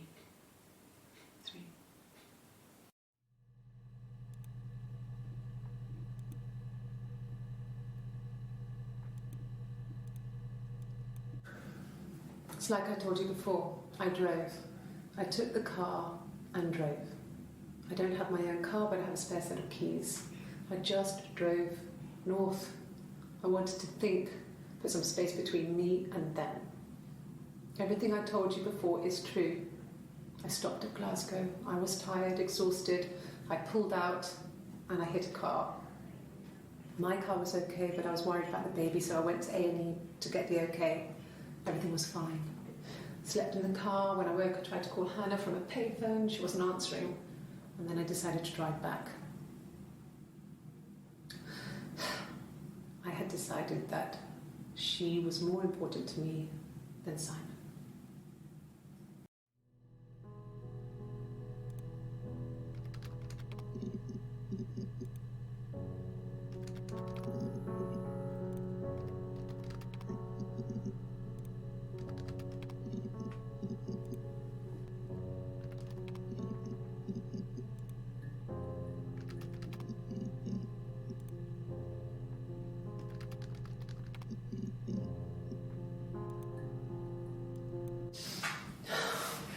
We were obsessed with fairy tales. Not just the pretty ones, but the traditional ones. They were dark and real, bizarre and violent. Felt like life.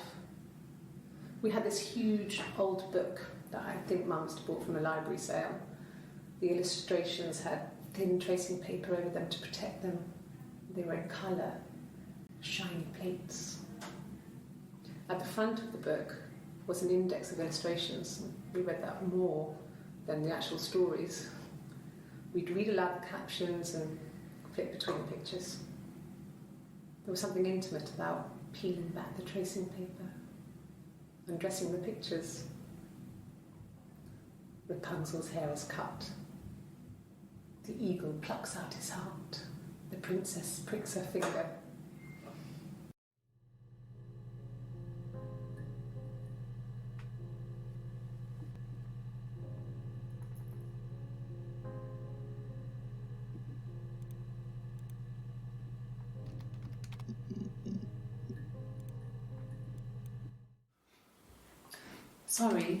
Sorry. The picture, the way it's drawn, just reminded me of the books we used to read as children.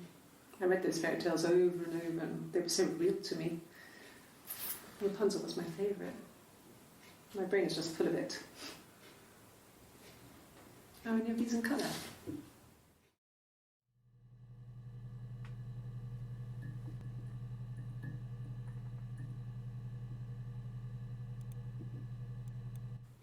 Simon never cheated on me. He was devoted to me, and I was devoted to him. Nothing in life is easy. We were good to each other. Life isn't a fairy tale. You do what you can.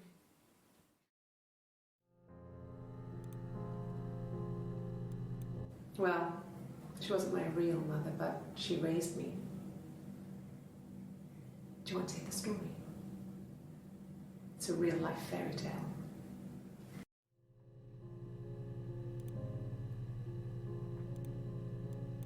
Well, she wasn't my real.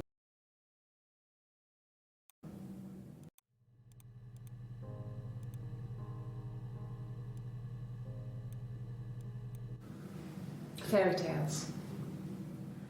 Stories about lost princesses, evil witches, magical mirrors and lost children. So you see, even before I knew the truth, I'd found it in those stories.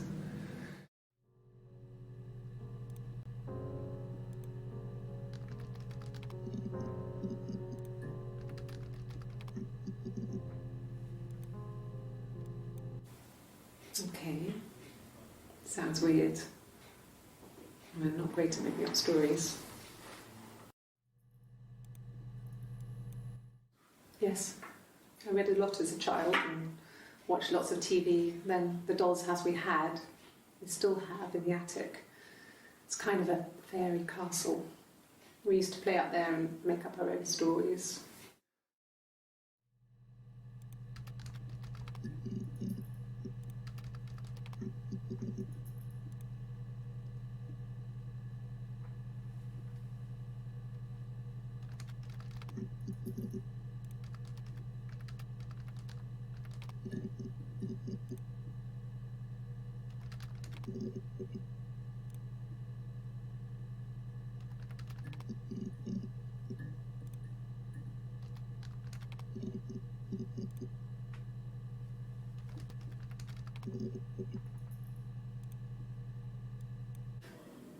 Do you have children?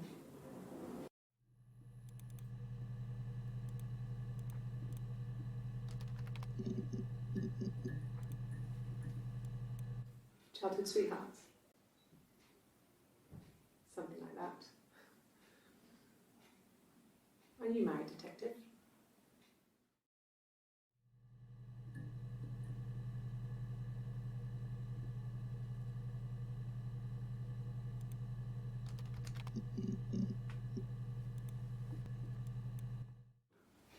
Are you married?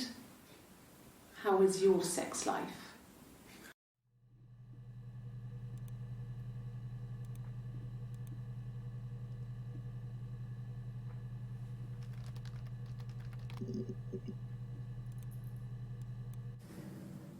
If one of us got hurt, the other one would have to be hurt too. A grazed knee, a bruise. When I lost my tooth first, we had to pull our harness to match. Once, I slept with a boy who was seeing another girl. The girlfriend came up to Hannah the next day and punched her in the face, gave her a huge black eye. That night, she had to do the same to me. But she almost went too far. I couldn't see out of that eye for days. But she snapped a frozen piece up for me from the kitchen. So much of our bodies was synchronised anyway. We started our period on the same day. All our childhood diseases, stomach bugs, nits.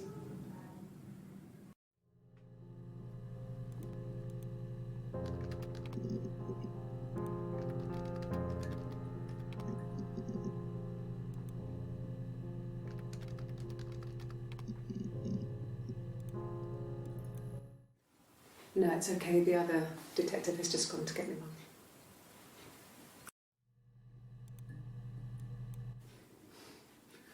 Must think it's very cool that their dad is a police detective.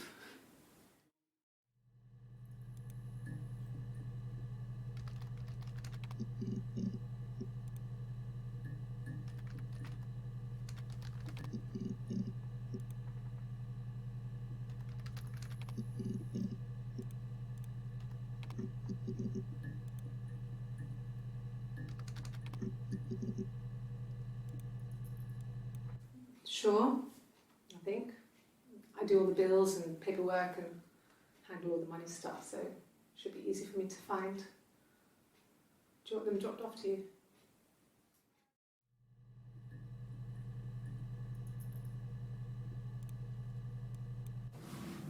Yes, it was a cremation for the best. We both wore black and had veils, so it was easy. And after the funeral, everyone came back to the house. Hannah served up sandwiches, and I stayed out of sight.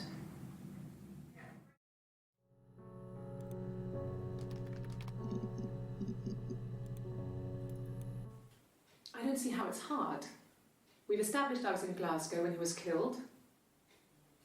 You've spoken with the hospital.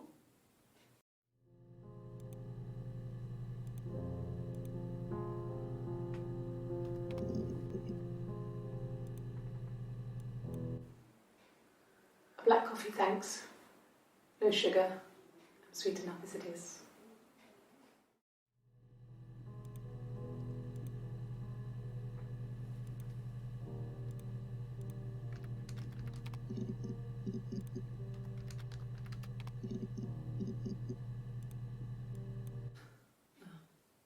Coffee, I guess. Milk and sugar.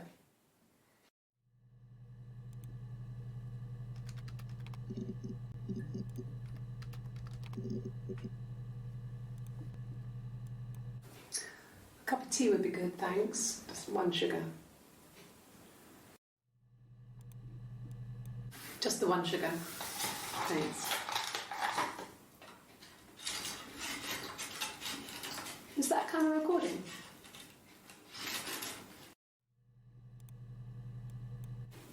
Black, no sugar. Thanks.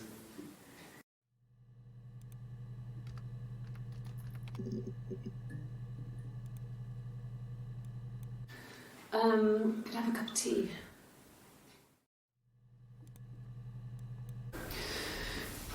Maybe a fresh cup of tea?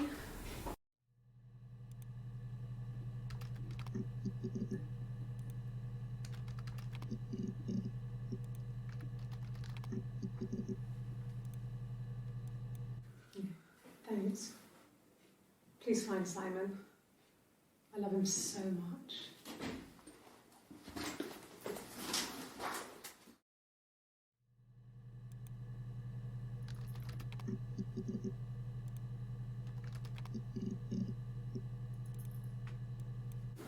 No.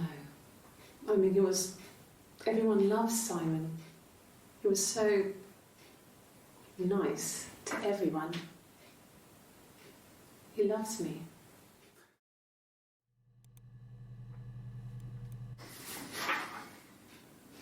Cute.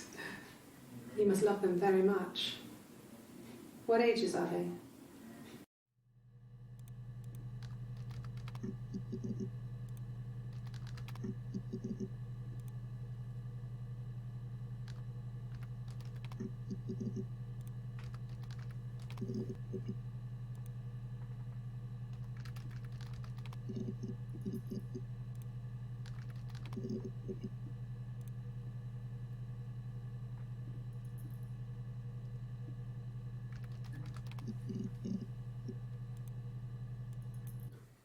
Tastes fine to me.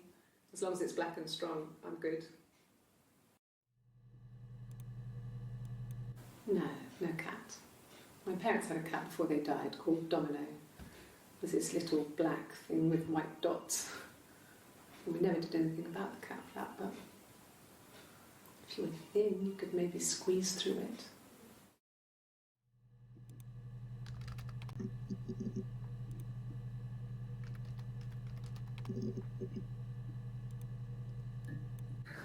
We loved our cat, Domino.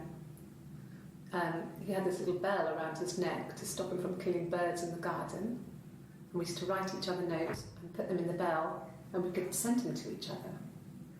Mum found some of the notes once, and she thought I was just writing to myself because our handwriting was identical.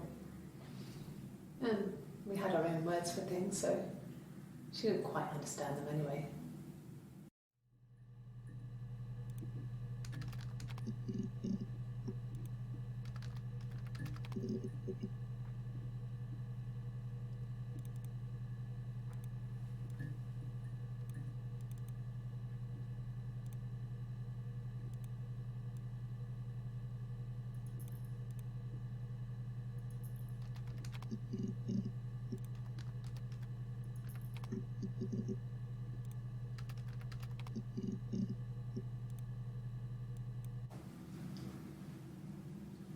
I wanted to see my reflection. I thought that if I touched her, something would happen. We would become one. One girl. The fairy tale was over, the witch was dead, and I'd be restored to my rightful place.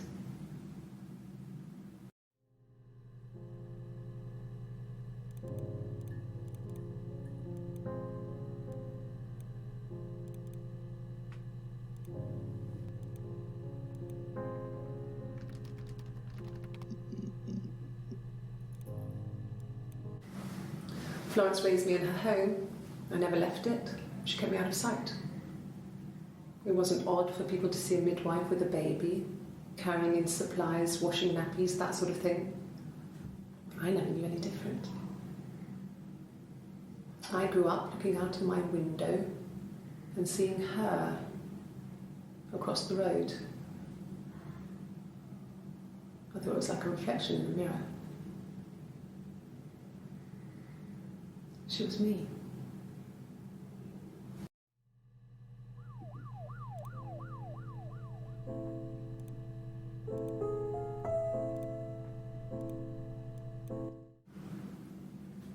Mother wanted me to grow my hair long, but I kept cutting it myself. I wanted to look like my reflection. She always had short hair when she was little. Mother would hide the scissors, but I would find a way. Cut it with a bread knife, something like that. My reflection would always leave her house and go on adventures, but I never could. Mother taught me at home, and I had books and TV. Oh, TV was magical, but it was only on when it wanted to be, so I spent a lot of time reading books.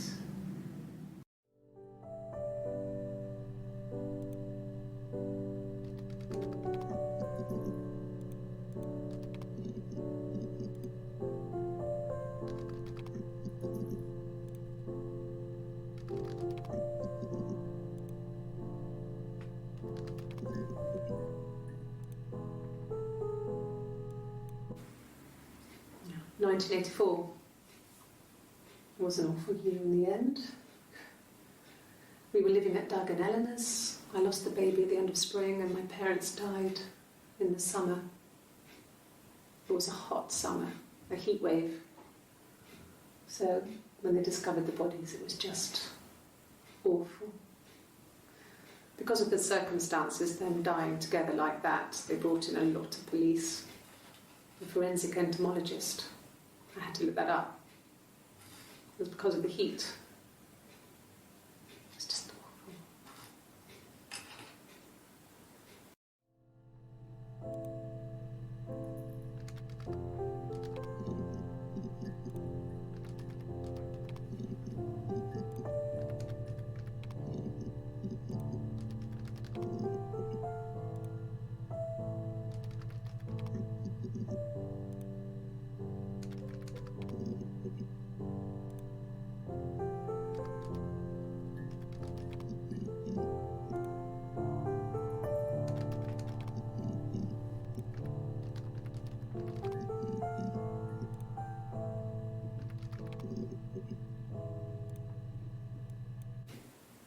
Twins? Really? Are you really asking me that question?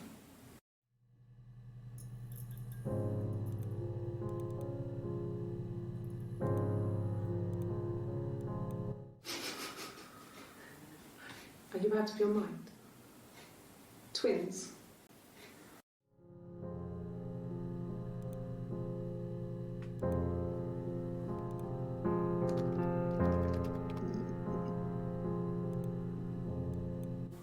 Have I ever cheated on Simon? You asked that question yesterday.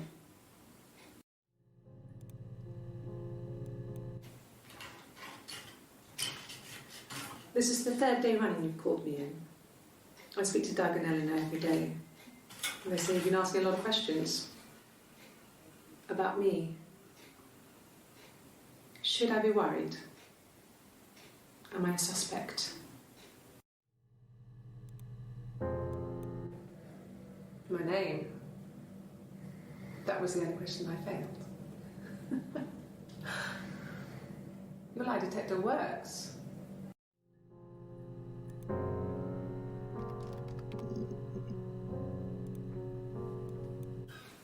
I would have been a good mother. I was young, but I would have been a good mother. She was a girl, by the way, the baby. We were going to call her Sarah. Simon wanted to call her Ava after his nana, but I didn't want her to have a symmetrical name.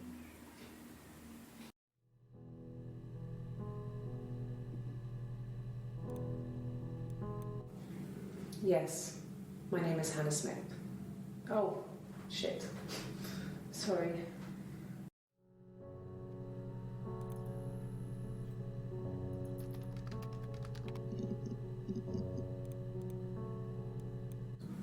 Yes. I'll take a lie detector test. I've never taken a lie detector test before. Does it really work?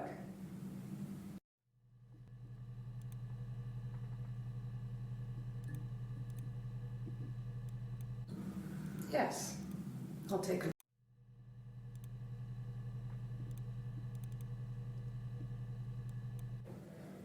My name?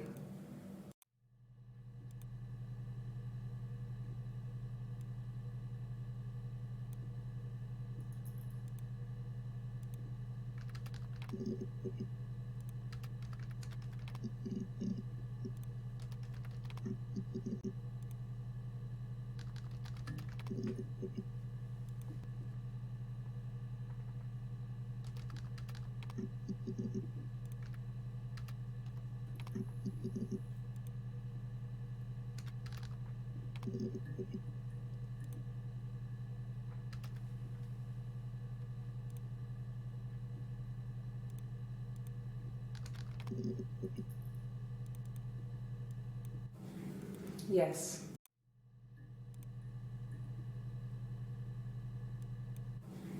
Yes. My name is Hannah Smith. Oh, shit. Sorry.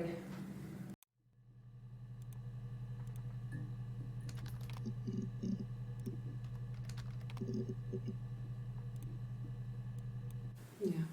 I've been round to Doug and Eleanor's and they're very worried. I feel sorry for them.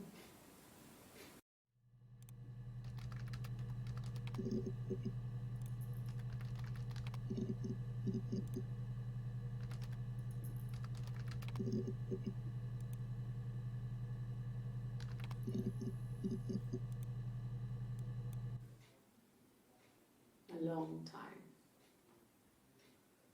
We got married when I was 17.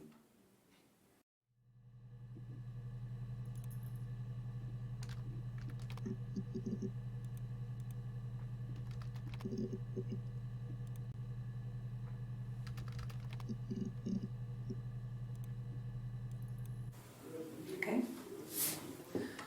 There's a girl and she's staring out of the window. She's sad. She's trapped. She's here. She's looking out the window because her mother won't let her out.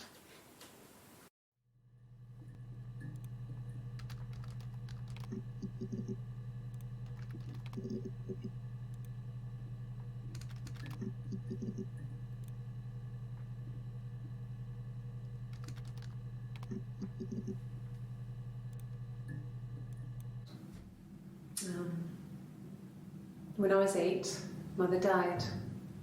She slipped down the stairs. It was an accident. I had read a diary at that point and I knew she wasn't my real mother. So I burned the diary that day and I left. Walked out and across the street.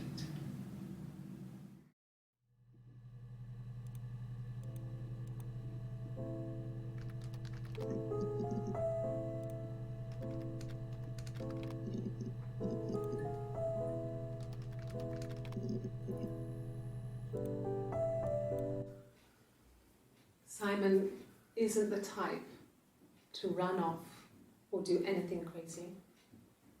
Someone must have done something to him, or there must have been some kind of accident. So what do we do next?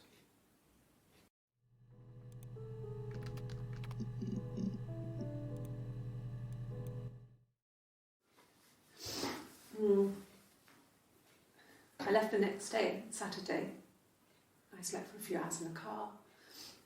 When I woke up, I came straight back. Simon wasn't returning my calls and I wanted to try and make up. I got back to the house and Simon wasn't there. And I... Excuse me. Is there a bin?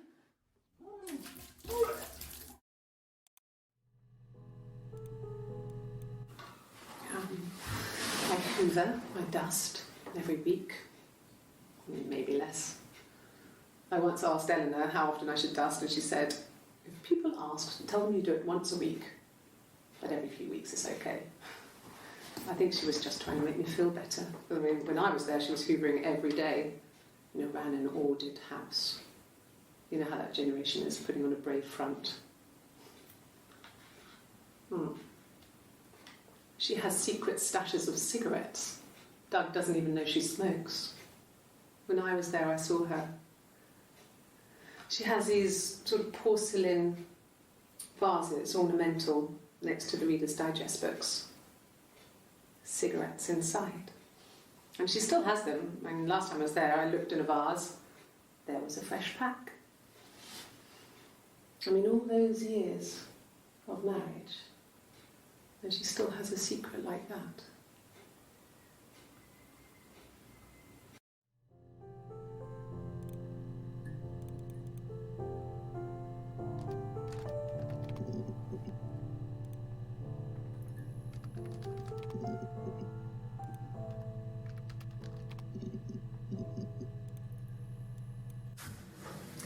When we weren't together, we'd send secret messages by tapping out a code that we'd learned from a book, the knock code, something prisoners of war would use.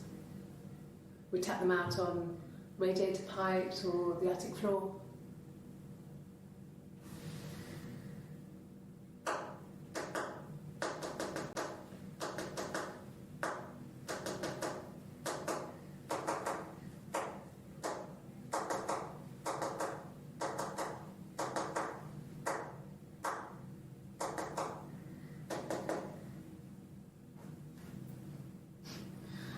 Dad thought we had mice, but they couldn't find any. Bought a cat anyway.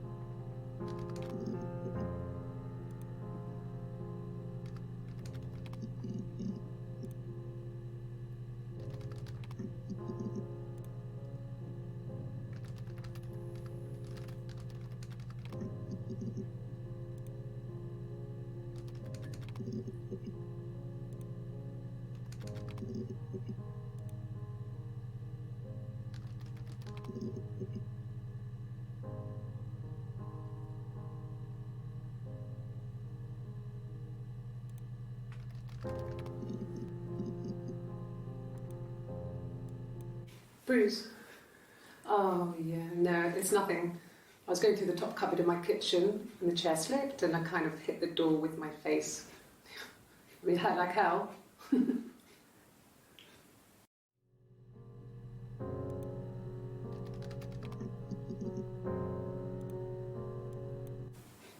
bruise. I have a really fast metabolism, so stuff like that just comes and goes. I don't know if there's much more that I can tell you that I haven't already told the other policeman. I found the body.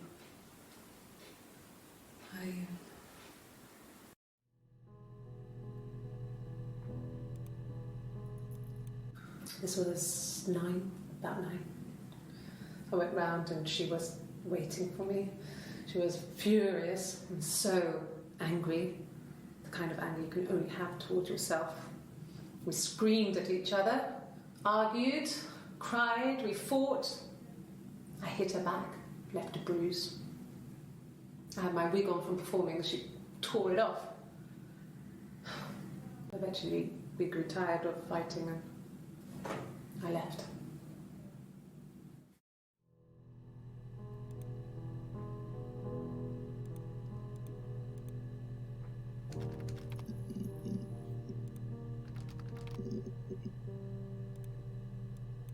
She sent him out the house, kicked him out, called me up, crying, and I went round. I guess I had a feeling I could hear something was wrong in her voice, but I wasn't sure what it was. She called me sister on the phone. She never calls me that.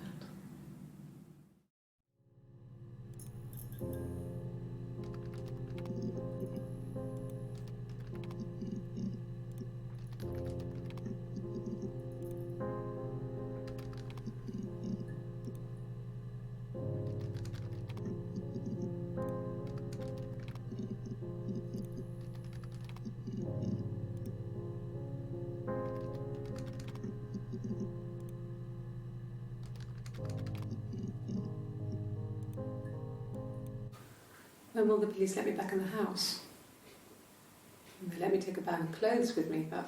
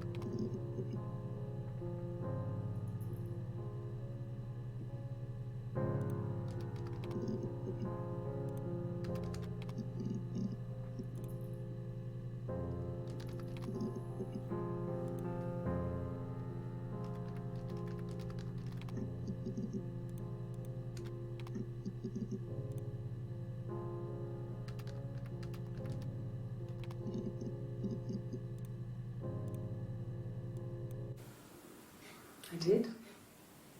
Well, we met when we were 17, both working at the glaziers.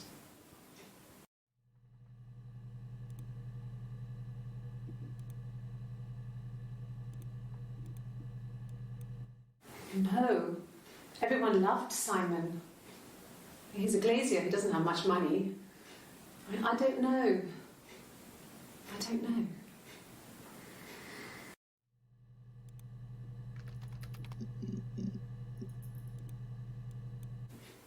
If you put me on You've Been Framed, I want the money.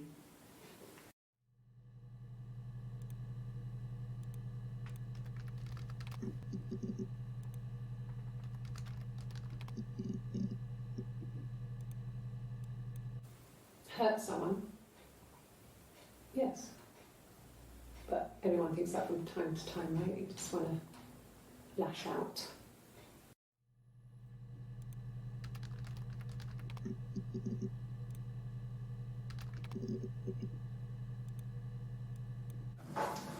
When beautiful people died, we always felt like it was a sign. You remember Princess Grace? Grace Kelly? She died in a car crash the year before we met Simon. When beautiful people died, we always felt like it was a sign. You remember Princess Grace? Grace Kelly? She died in a car crash the year before we met Simon. We used a Ouija board to speak to her, and that gave us the power to find him. That's what we thought then. That people who died tragically leave some kind of magic behind. We used to share dreams. We used to wake up and write them down in our diaries immediately and compare them.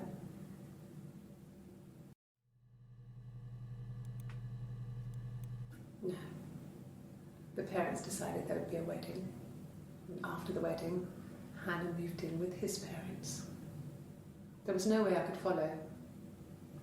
So we were separated again. I stayed in the attic. It was hard. It's like I suddenly didn't exist. I would sneak out, but in case anyone recognized me, I started wearing a wig. Hannah and I would meet up in the park. I was trying to get pregnant. But I couldn't.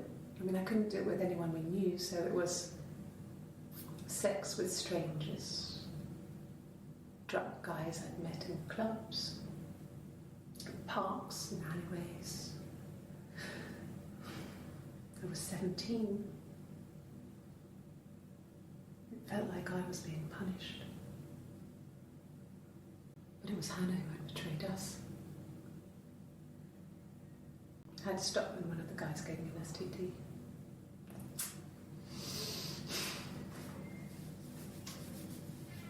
When we met up, it was disturbing. For the first time, my reflection, she didn't look like me. She was fatter, flushed. If anything, I was getting skinnier. Found it hard to look sometimes. We talked about what to do. Was it time to become our own people? I mean, that seemed like the right thing to do, but neither of us wanted it. We agreed that her and Simon would get their own place as soon as possible, and then I could move in. And that was the plan.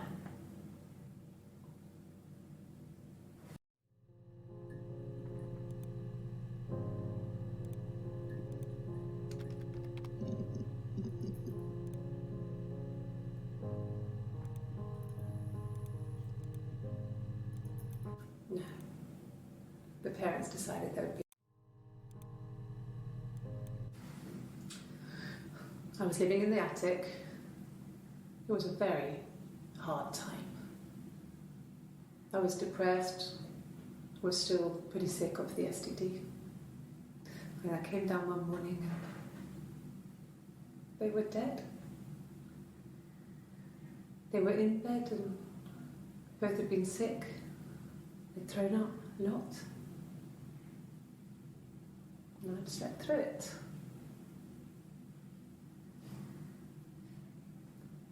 The police said it was the mushrooms they ate. Dad was a mushroom expert. I mean, he used to take us picking with him and he taught us how to recognise them. And there's no way he would have picked death caps.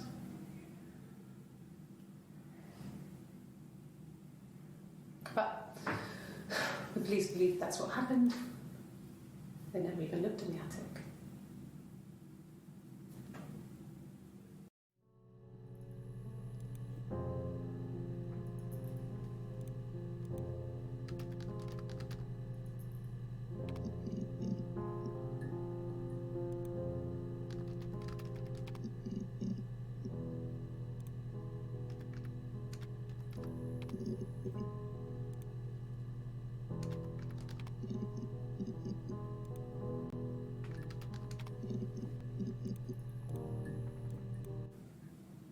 So I moved out, got a small bed sit, got my tattoo to mark the occasion. I was singing in a bar in the evenings, so I had some money, enough money to cover my rent.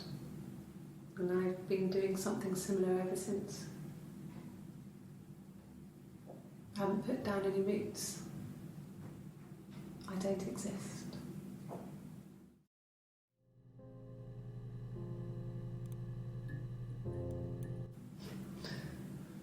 Can you arrest someone who doesn't exist?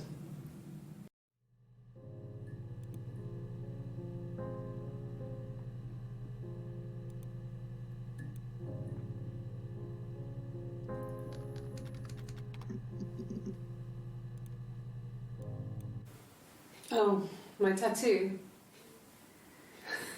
I got it to express my individuality. It's an apple and a snake.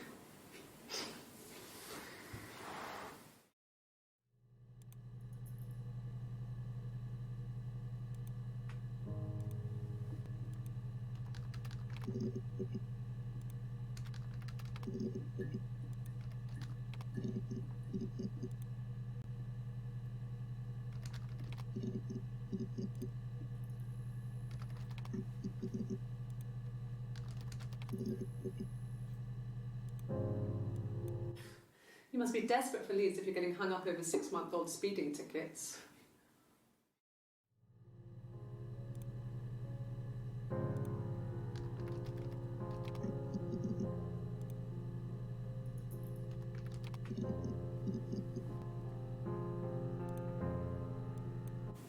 I wouldn't say that. It could be passionate. It's just, it was more than that. It wasn't just sex like I had been with the other boys.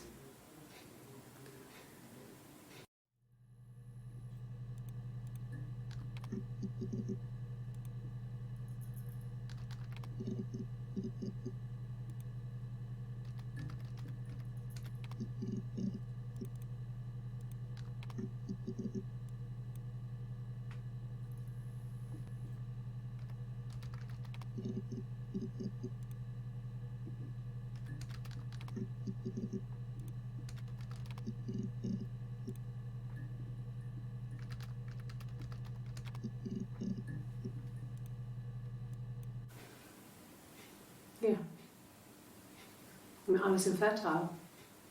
Thought I was. They told me I was infertile after the miscarriage because of complications.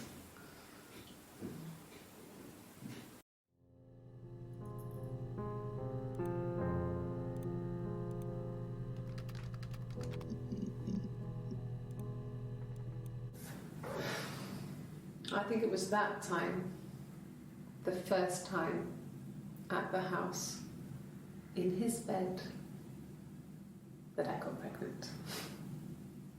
Amazing, right? This fucking magic sperm. And they say lightning doesn't strike twice. I didn't tell him. I missed 3 periods. I had pretty irregular periods anyway, but 3. I had always thought we were infertile. Both of us. I didn't tell him. Just waited. Hannah and I were meeting for our birthday, and I told her because I thought she would be happy for us both. I think she was.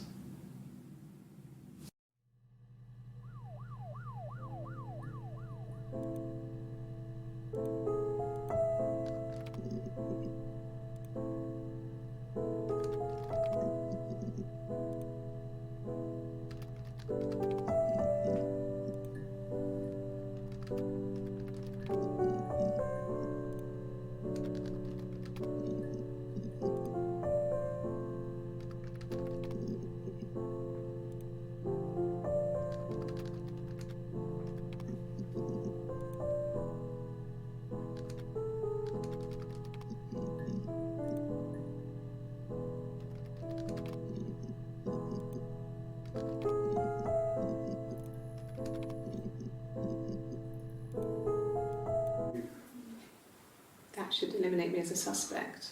If I was in Glasgow, can't be in 2 places at once.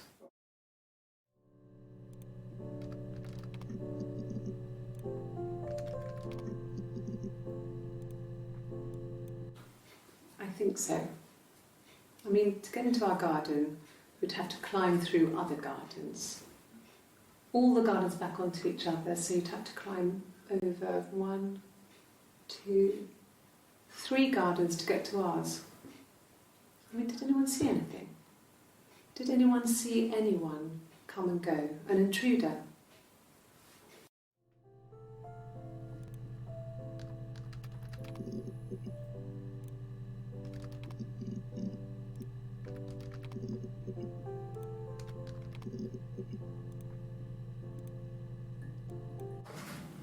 It lasted about 6 months.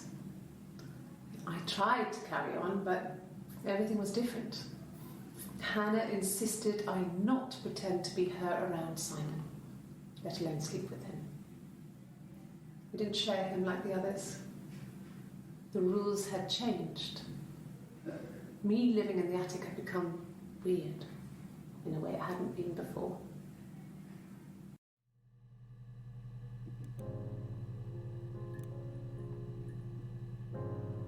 I'm only going to go up to 20 for this.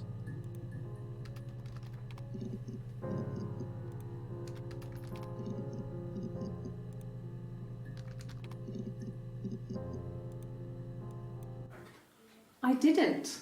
I slept in the car. I left about 9 that night. I mean, I wasn't there.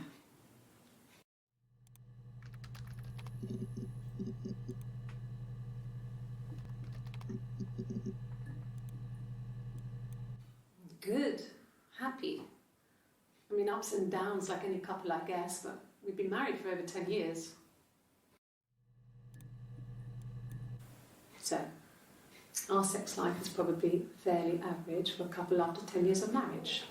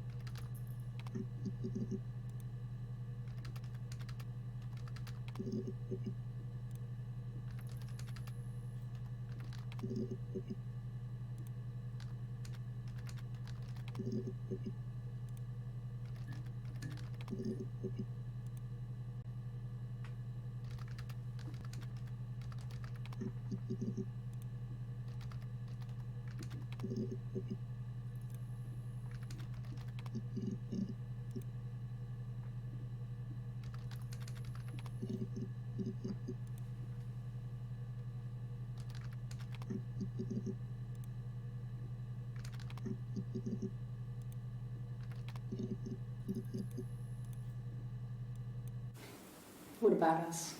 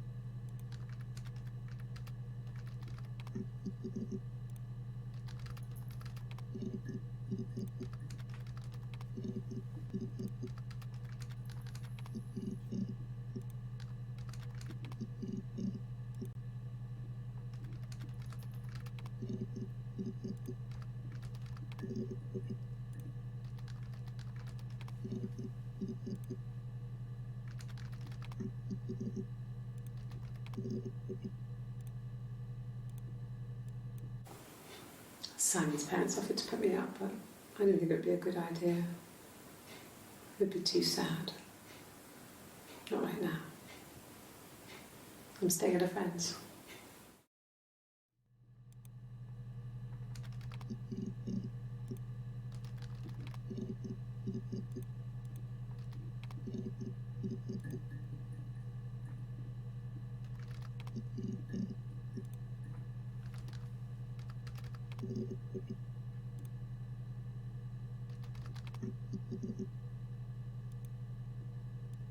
No!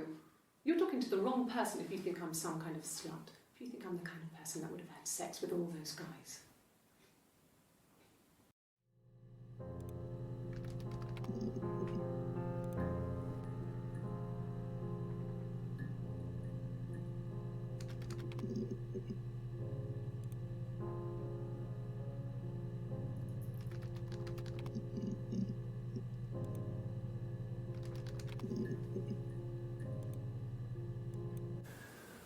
That can't be right. In the bedroom.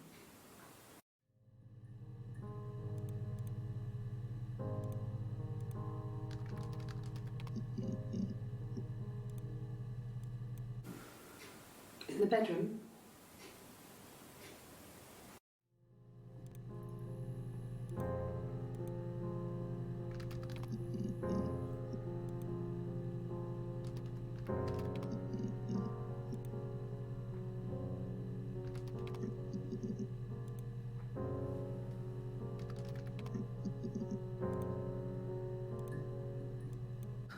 Can you imagine? I tried. I tried to get pregnant too, but it didn't happen. I slept with so many boys, men. My body refused. I think my period stopped because hers had. I was pretty ill. I mean, how could we stay the same now? I felt like Hannah had really fucked things up. Set us down separate paths. We had become different.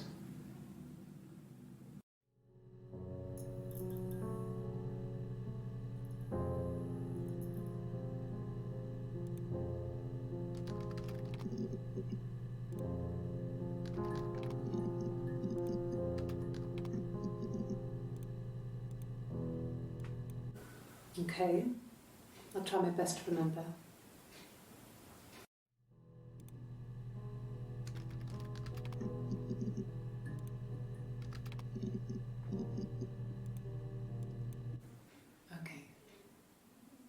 So you want to eliminate me as a suspect?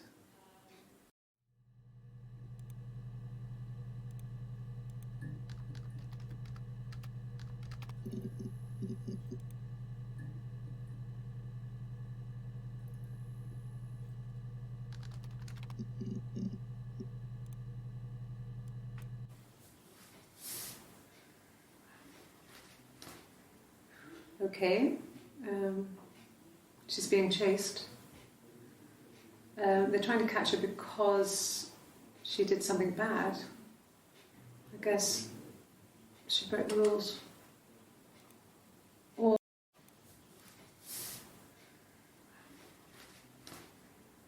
okay. She's being chased. They're trying to catch her because she did something bad.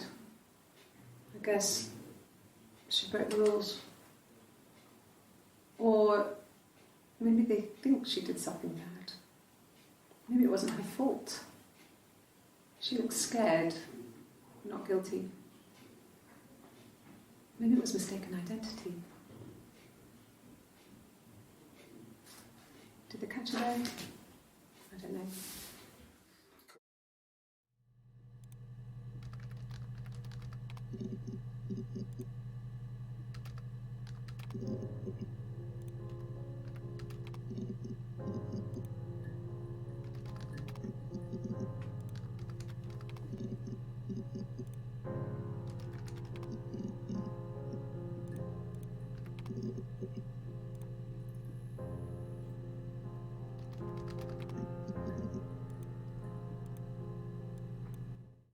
After the kiss, the next time, he took me back to the house, to our parents' house, to their house.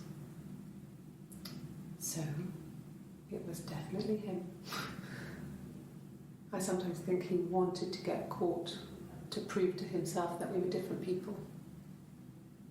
He told me about his marriage, told me how his wife was completely different to me. I almost burst out laughing.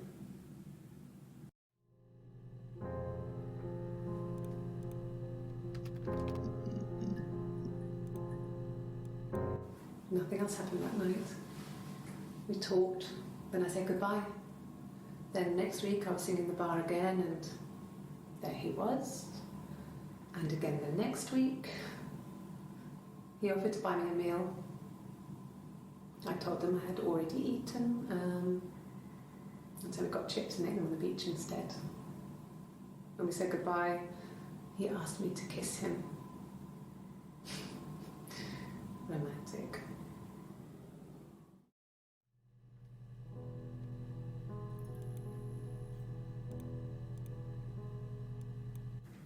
Yes.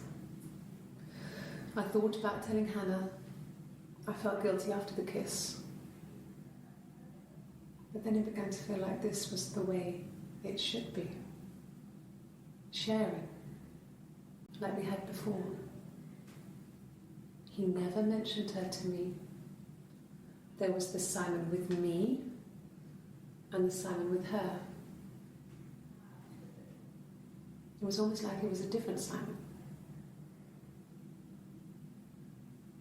But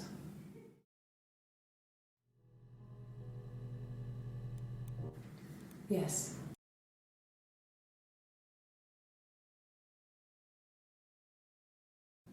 Like we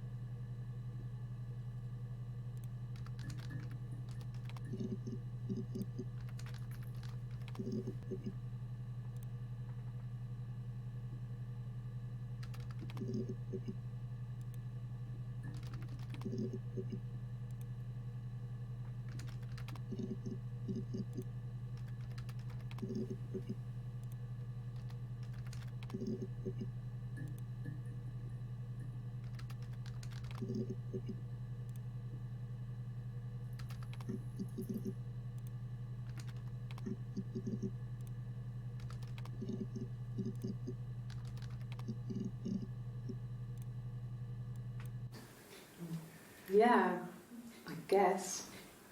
I mean, I'm quite a private person and I didn't want to get into the detail of the argument.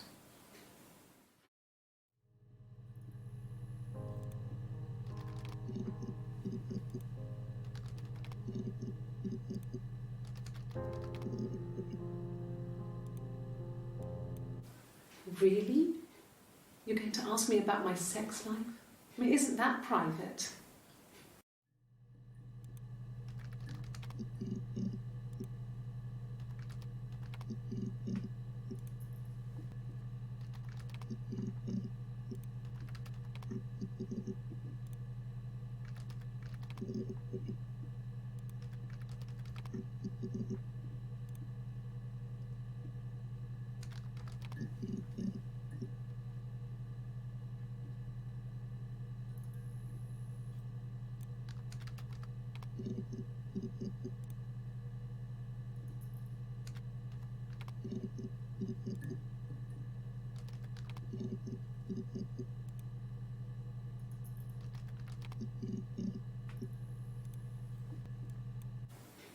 It's all that matters, really.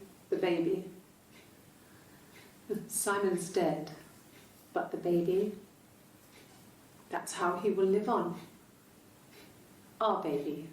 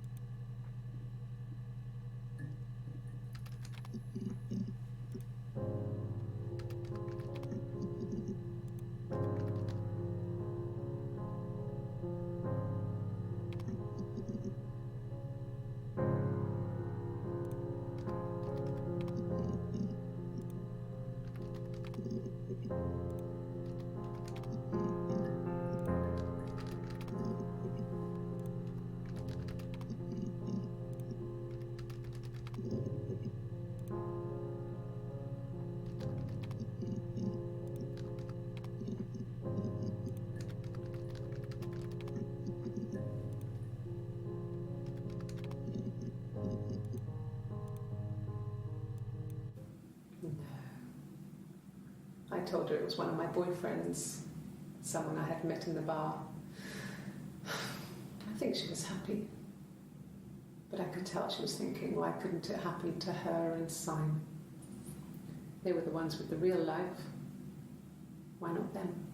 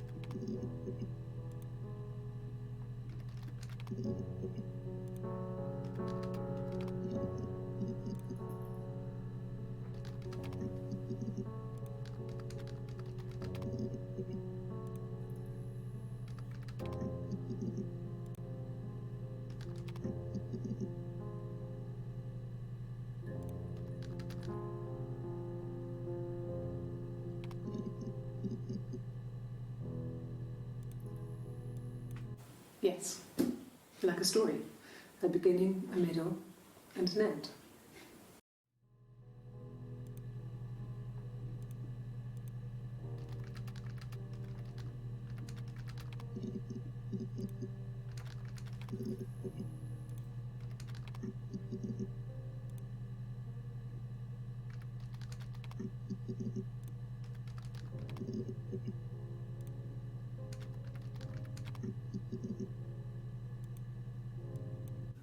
No, I have never been unfaithful.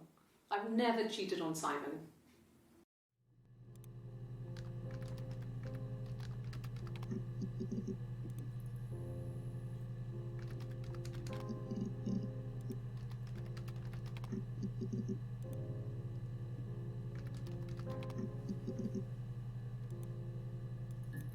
An affair?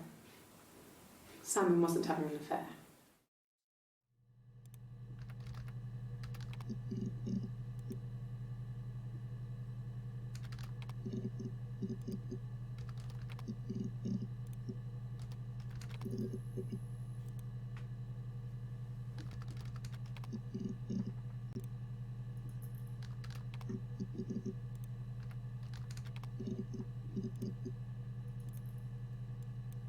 No, Simon wasn't seeing another woman.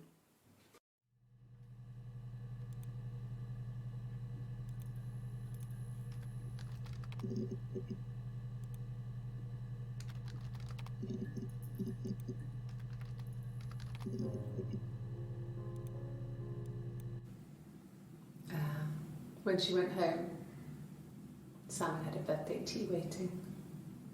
Afterwards, she told Simon about me, told him I was pregnant. She wanted me to move in with them, this sister he didn't know she had. She knew that instant. The look on his face. She knew.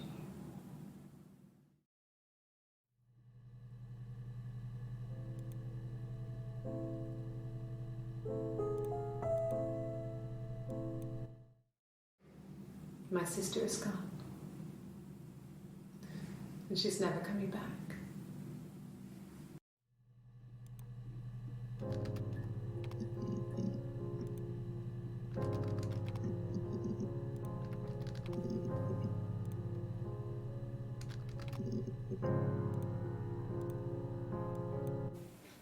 Fine. I've never had my fingerprints taken before. I once put my hand on the oven.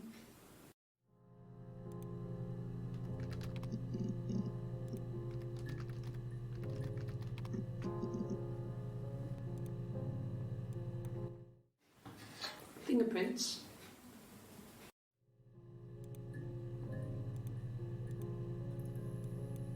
Yes, yeah. I would have cleaned them.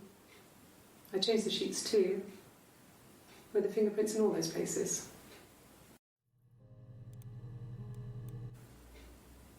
Could they have been my parents' fingerprints? I'm not sure how long they last for, but is that possible? Really? Go on then. Take the cup. Run your fingerprints. They'll match. Fucking idiot.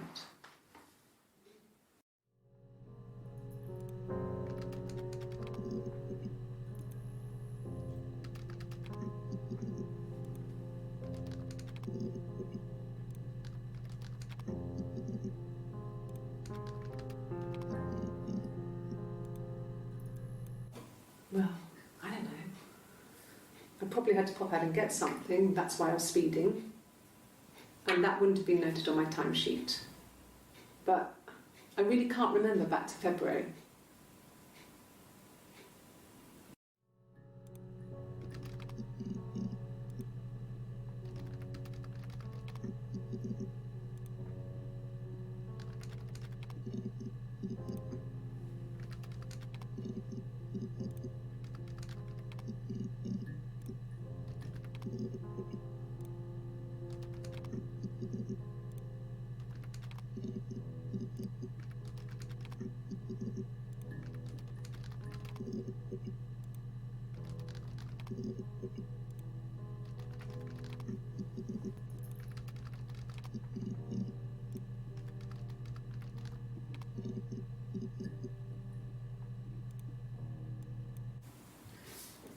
Yeah, that's me.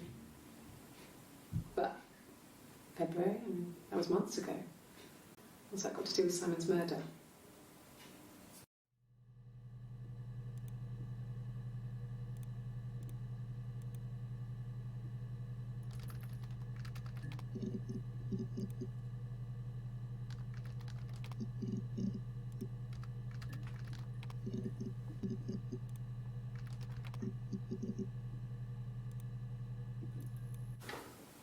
What kind of hairs?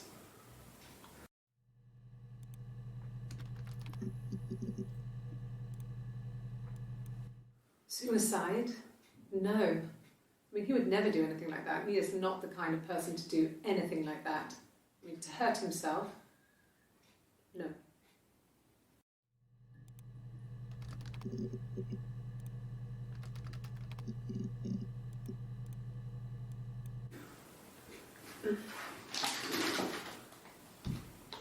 Yes, this is it. He made it himself. It's a special one-off. He made it and decorated it. That's his thing. Where did you find it?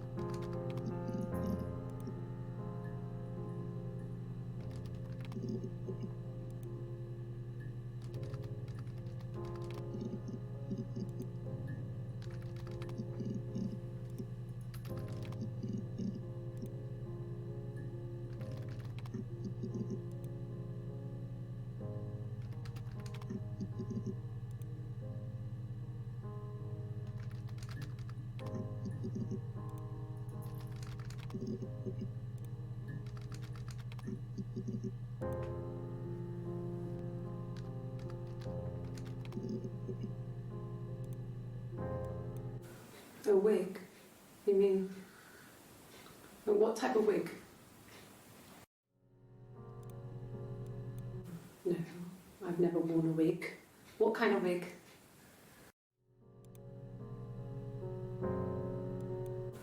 A wig? You mean...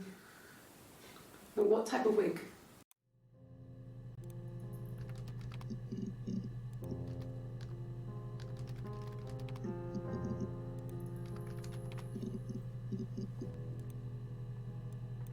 No, I've never worn a...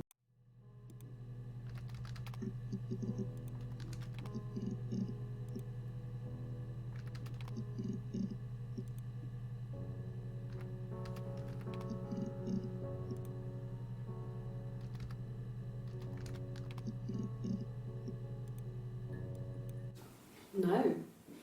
No, Simon didn't play guitar. He wasn't very musical. He liked to listen, but he was tone deaf.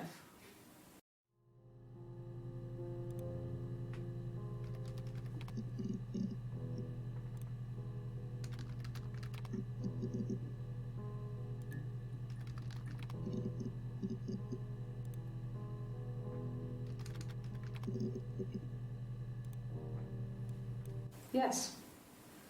Yeah, it's my guitar.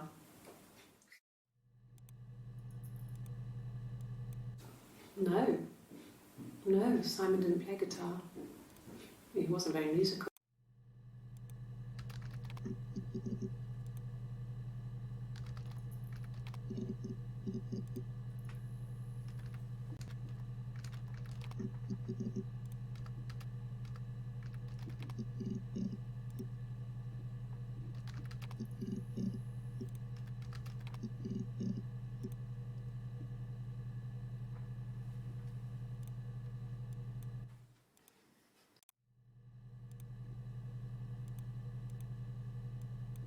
Really?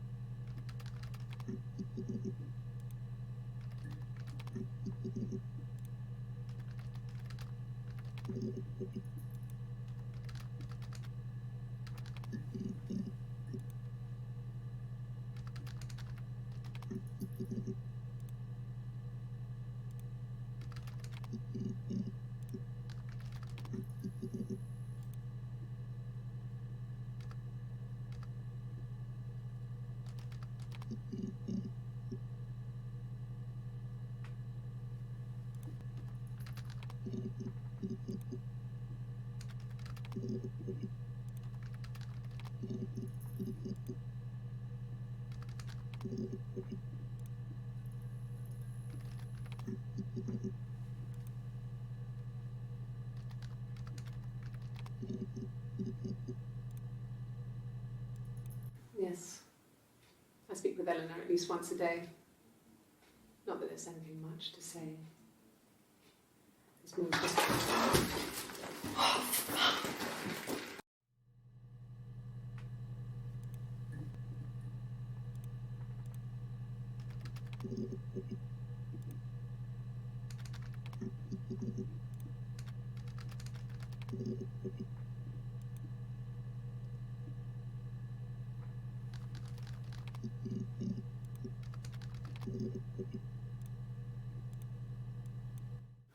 Like I said, I think I was popping out to get something, ran out of something, had to grab something.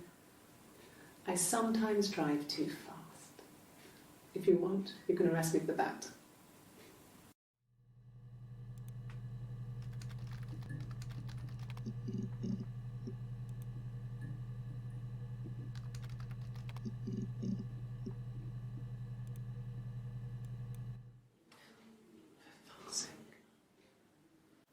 Can I leave?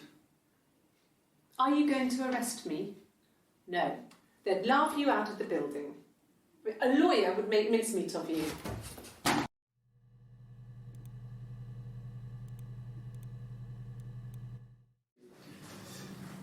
This is a nicer room. This is where you take people when it's time to arrest them.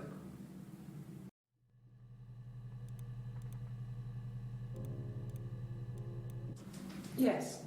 No lawyer. What are you going to arrest me for?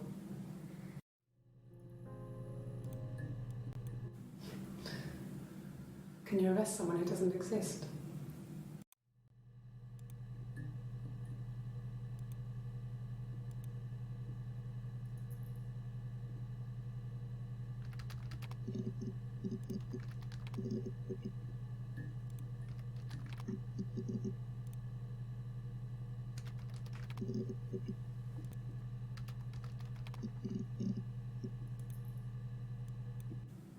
Yes, I understand my rights. No, I don't need a lawyer.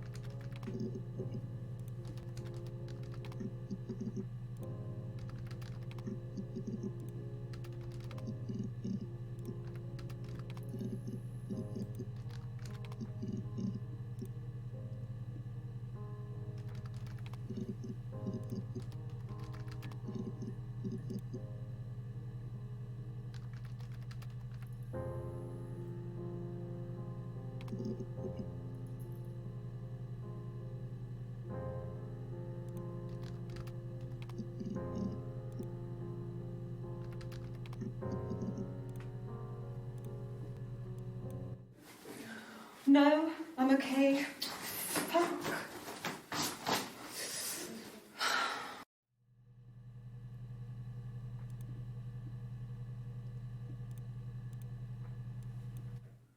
Are you arresting me? No. Fuck off. Open this door.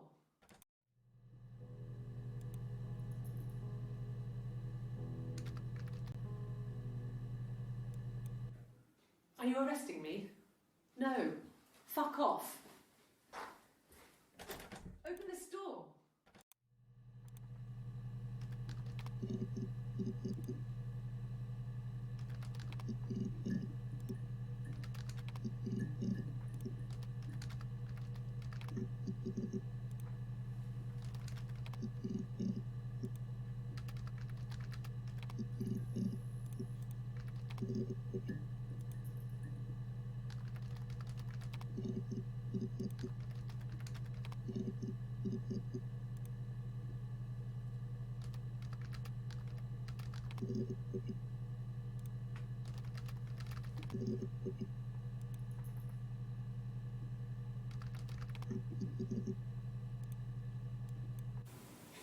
And the hotel said he was there?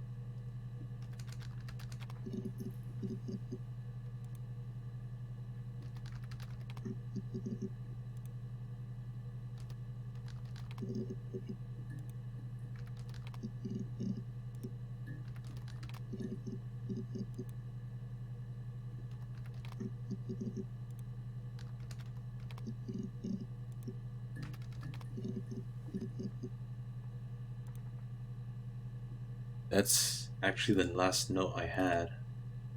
Huh. Can't think of any other words to write.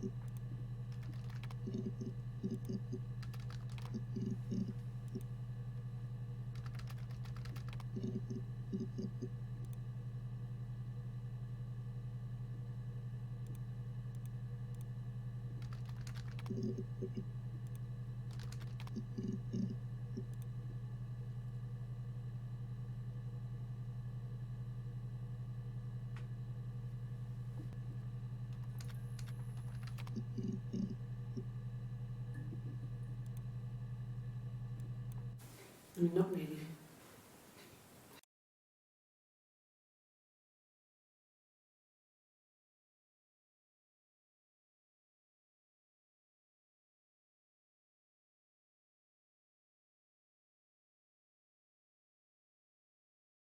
Market.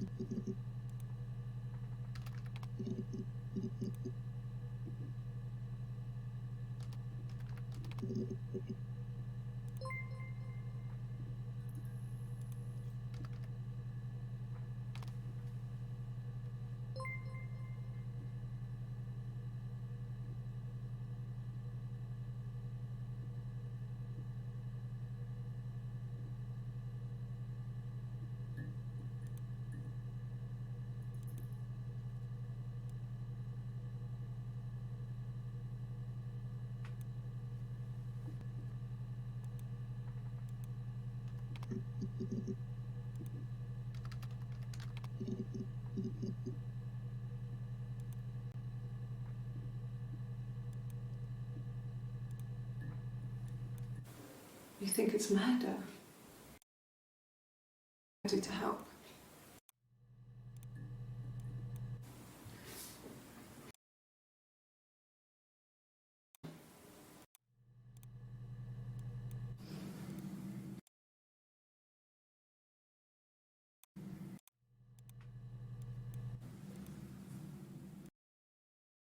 No murder.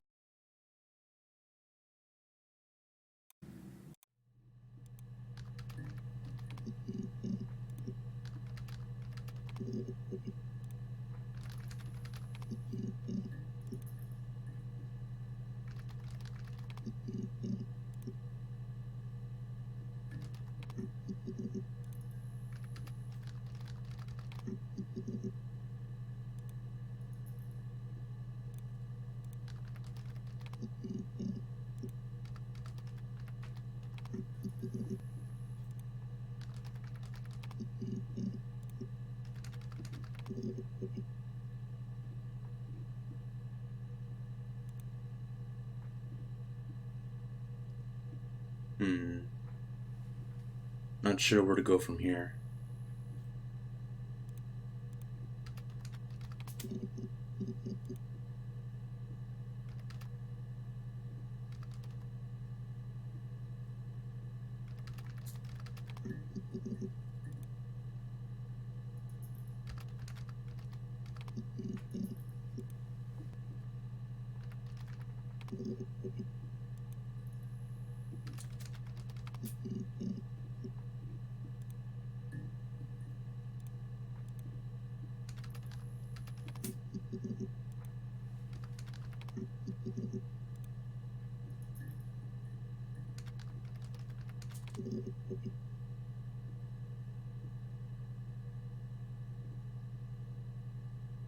Got bareback real quick.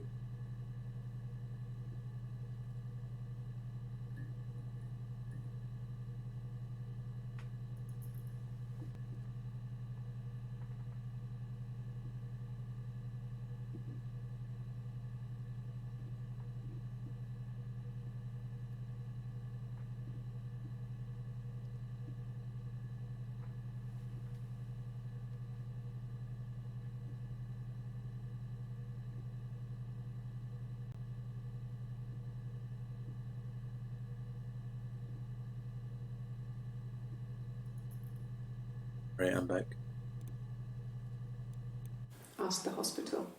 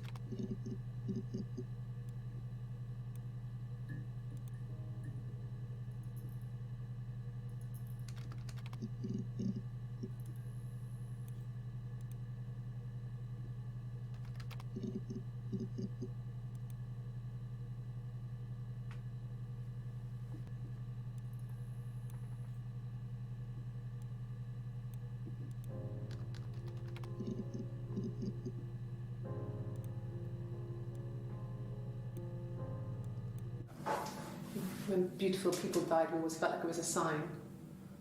You remember Princess Grace? Grace Kelly? She died in a car crash the year before we met Simon.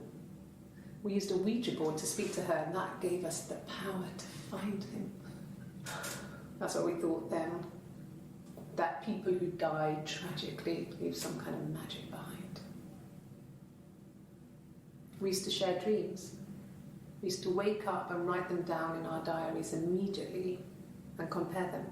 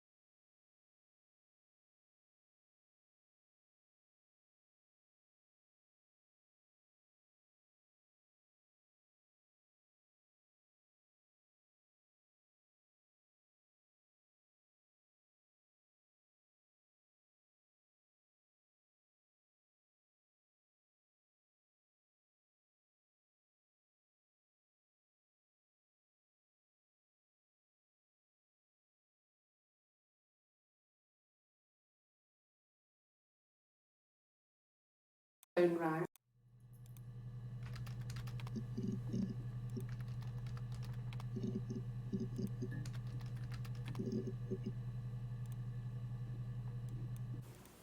Okay. I parked up on the street. It was busy, so I had to park down the end of the road. Walked up, knocked on the door, no answer. I took my keys out of my bag.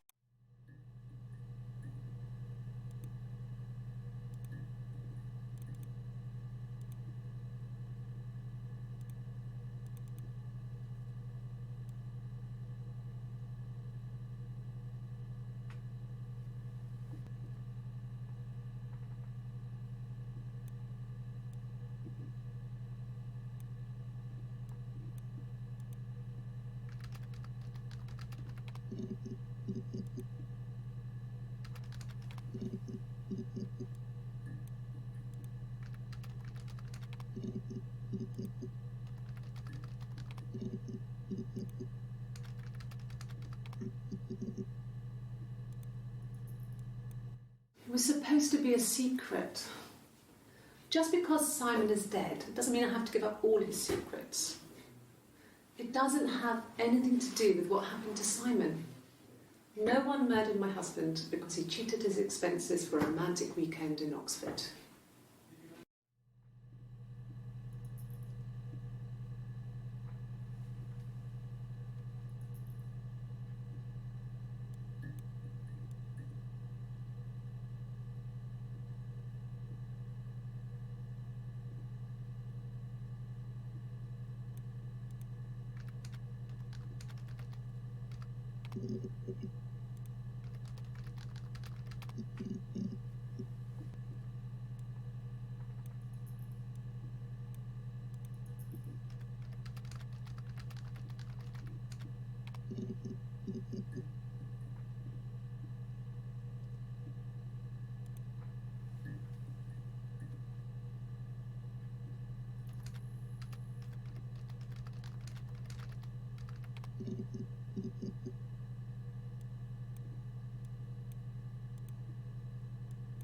Yes. I inherited it from my parents, so it made sense to me.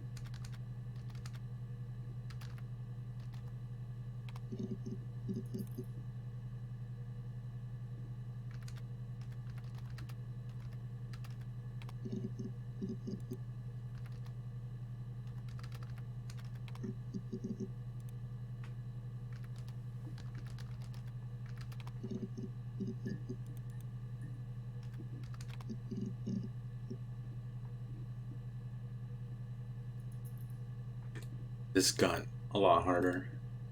I think I'm alright with just missing these. If apparently I could just end it here. These are all the searches I made.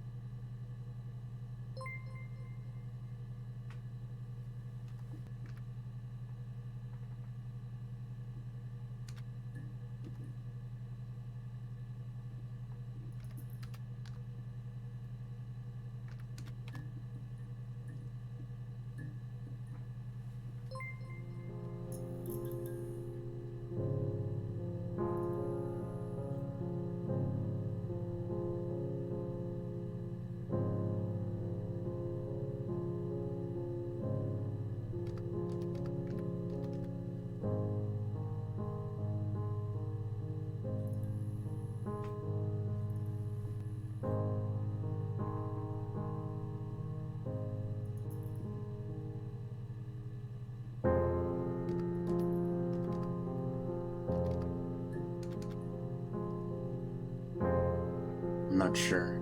I should write here.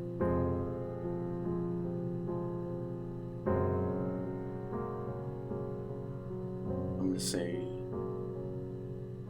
no.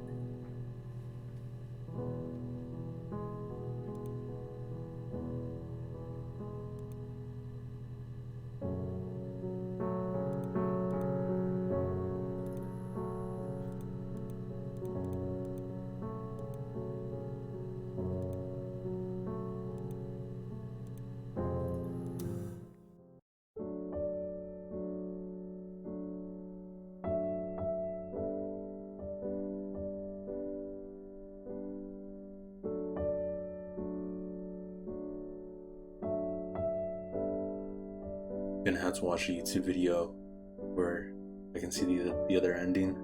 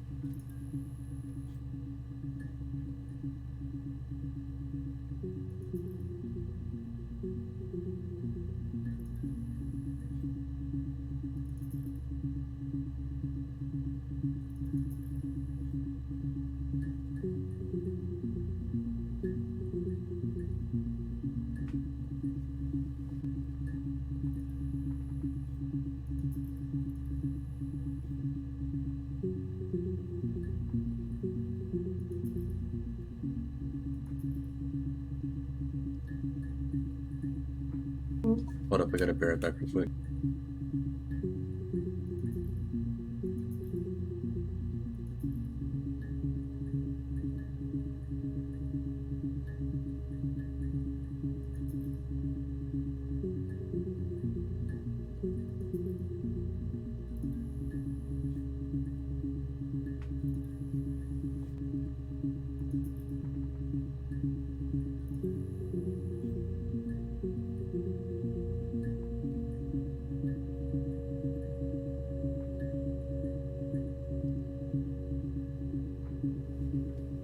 go.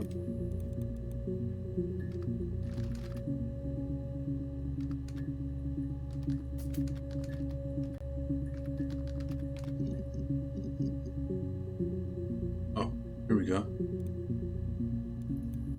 Well, there you go. How many kids?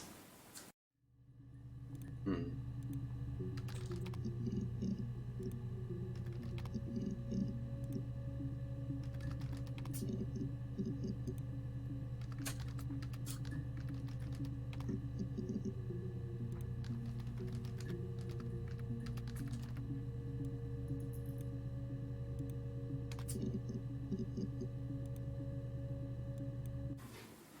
Simon was very moral about that sort of thing. He wouldn't just walk out there and sleep with anyone.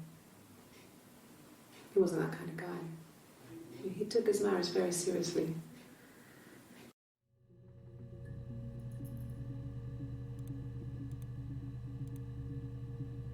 Alright, we're getting there.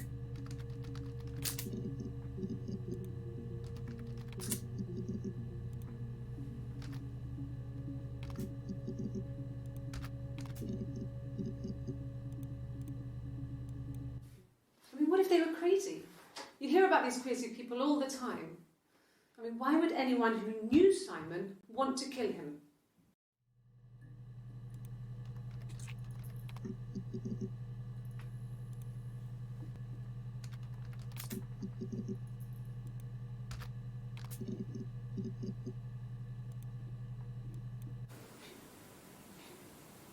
She bleeding? Is that camera recording?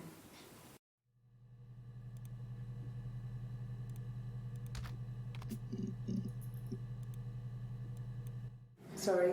Yeah, I get it. Yes.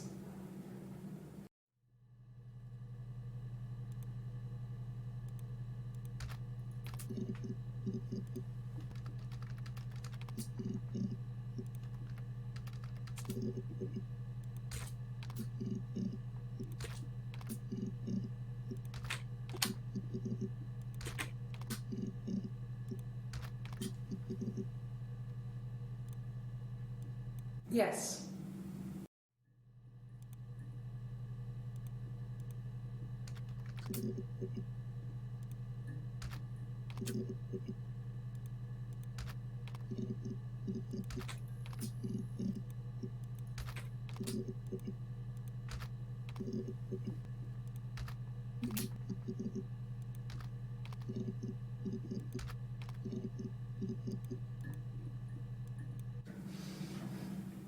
Yes.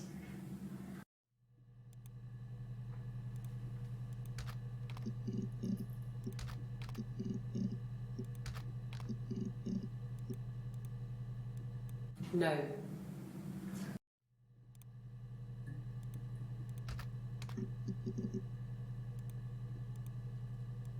Yes.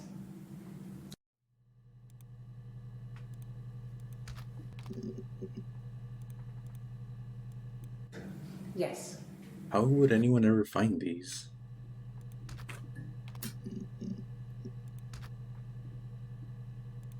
I guess that's what it means by volume missing? I don't think so. No. Well, we're getting there to 100%.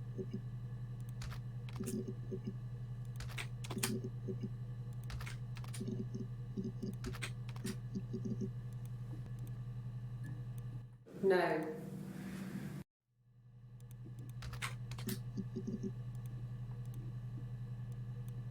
No. I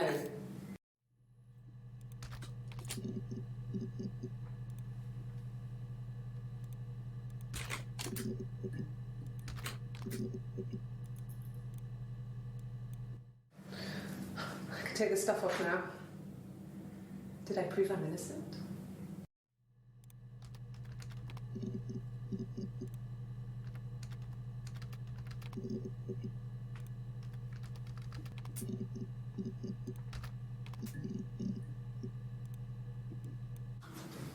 The legal stuff was completed very quickly. Hannah moved back in with Simon. Eric gave Simon the week off to help with the move. He decorated, modernised wallpaper, curtains. Hannah insists the attic be left as it was, dollhouse and all. Simon never went up there.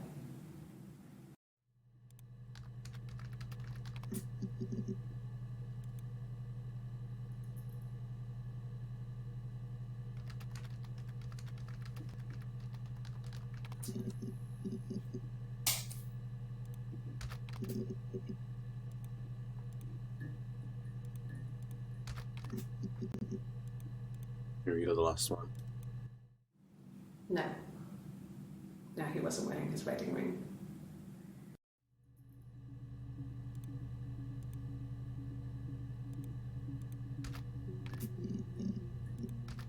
I'm still not sure exactly how I can piece together this story.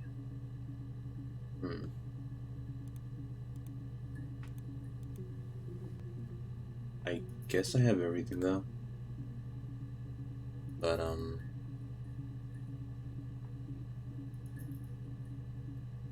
let's see. What else am I missing?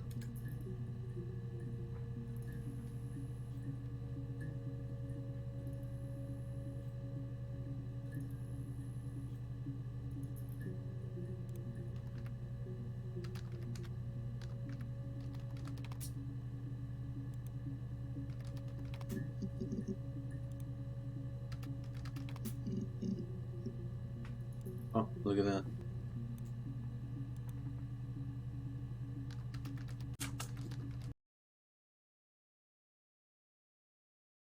No.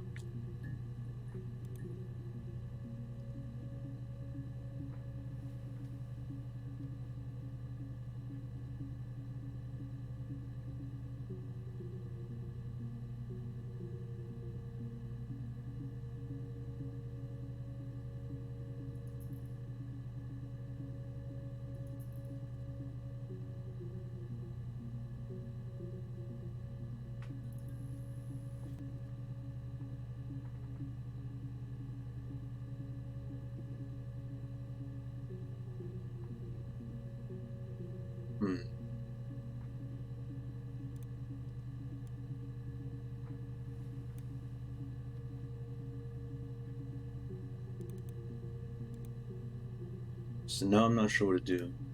Do I text the guy again?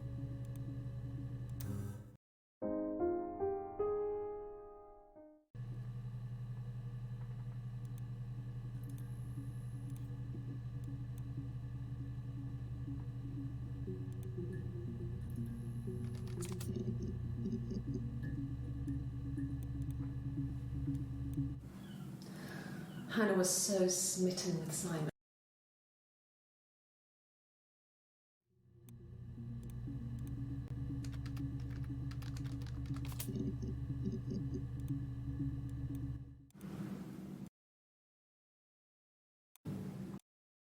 Reading books.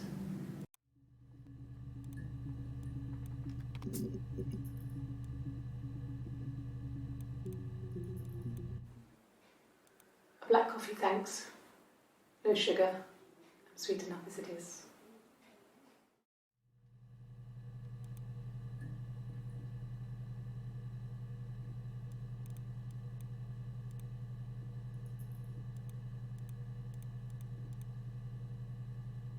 I guess that's everything.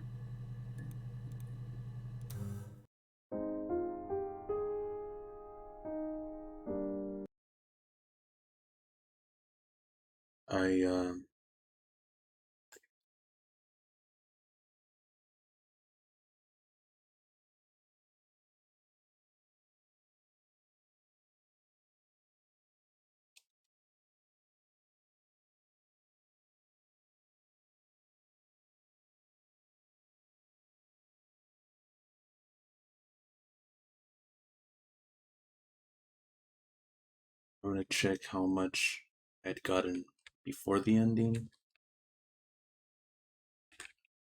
Here we go.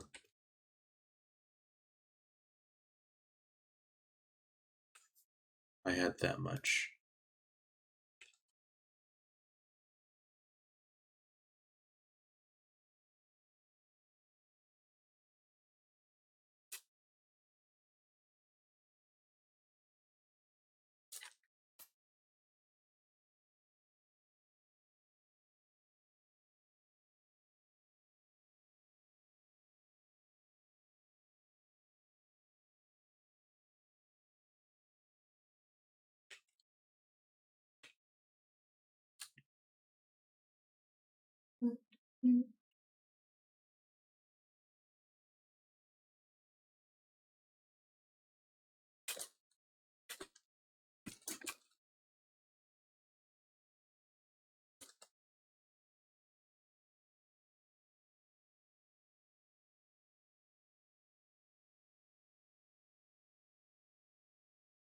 So I was missing 1, 2, 3, 4, 5, 6.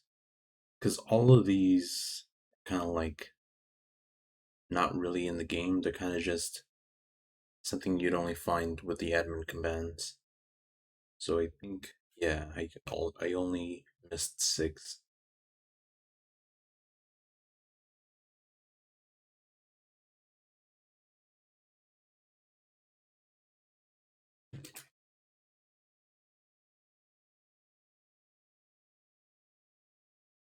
Well, I guess let's see what this is.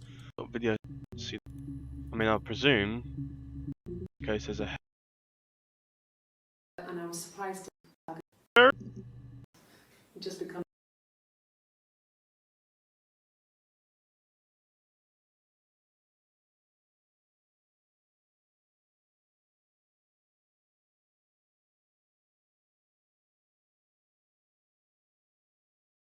We'll just watch this video.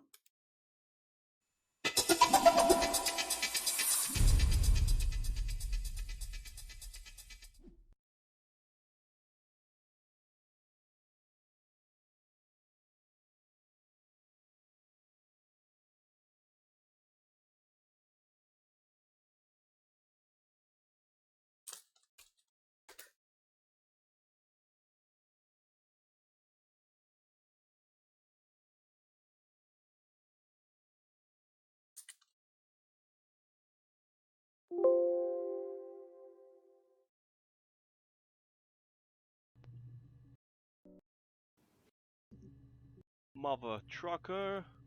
Or a six.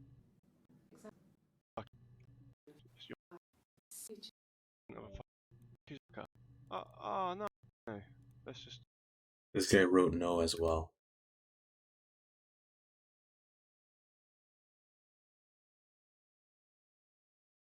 I need to find an ending where they wrote yes instead.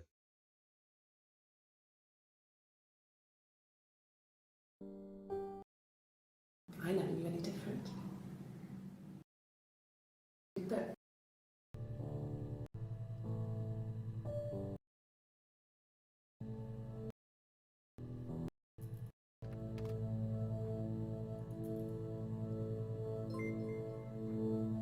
Oh, that's it?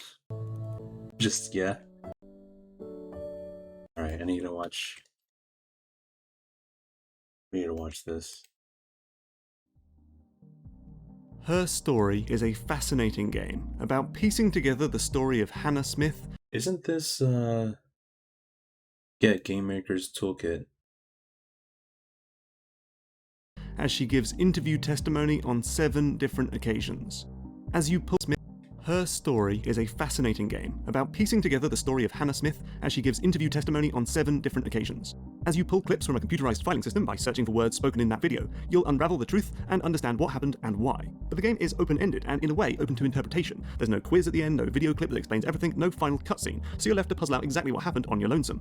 If the game left you confused, let us explain what happened. And as we said at the top, this will spoil the game, so this is your last warning to leave the video before you ruin this brilliant indie game for yourself. Okay, go on? Good. Right. Hannah Smith killed her husband, Simon Smith. That much I think anyone could have predicted. What you were probably surprised to learn is that you're not just watching Hannah give testimony, but also a woman who looks exactly like her, called Eve. We think that on June 18th, Eve is being interviewed, but pretending to be Hannah. Then on June 25th, it's Hannah, and on June 27th, Eve is back, again pretending to be Hannah. We think Okay, that's way more confusing than I thought it would be. this because we will later learn that Hannah receives a bruise on her face in a fight before any of the interviews take place, but she only has it during the second interview. In the third, it's gone, and Eve touches the wrong side of her face. I have a really fast metabolism, so stuff like that just comes and goes. The woman in the third clip also has morning sickness, and we'll soon find out that Eve is the one who is pregnant. On the 30th of June, Hannah is back. We know this because she has no tattoo on her arm, like Eve does in the next session on July 1st. It's hard to tell who was there for the short interview that takes place on July 2nd, but on July 3rd, it's definitely Eve. She fails a lie detector test about her name. Yes, my name is Hannah Smith. My name. That was the only question I failed. Okay, I didn't know anything about this. I thought they were being honest the whole time. I mean, I knew that Hannah killed her husband. I just didn't know all this other stuff about them faking and pretending to be each other during the interviews. The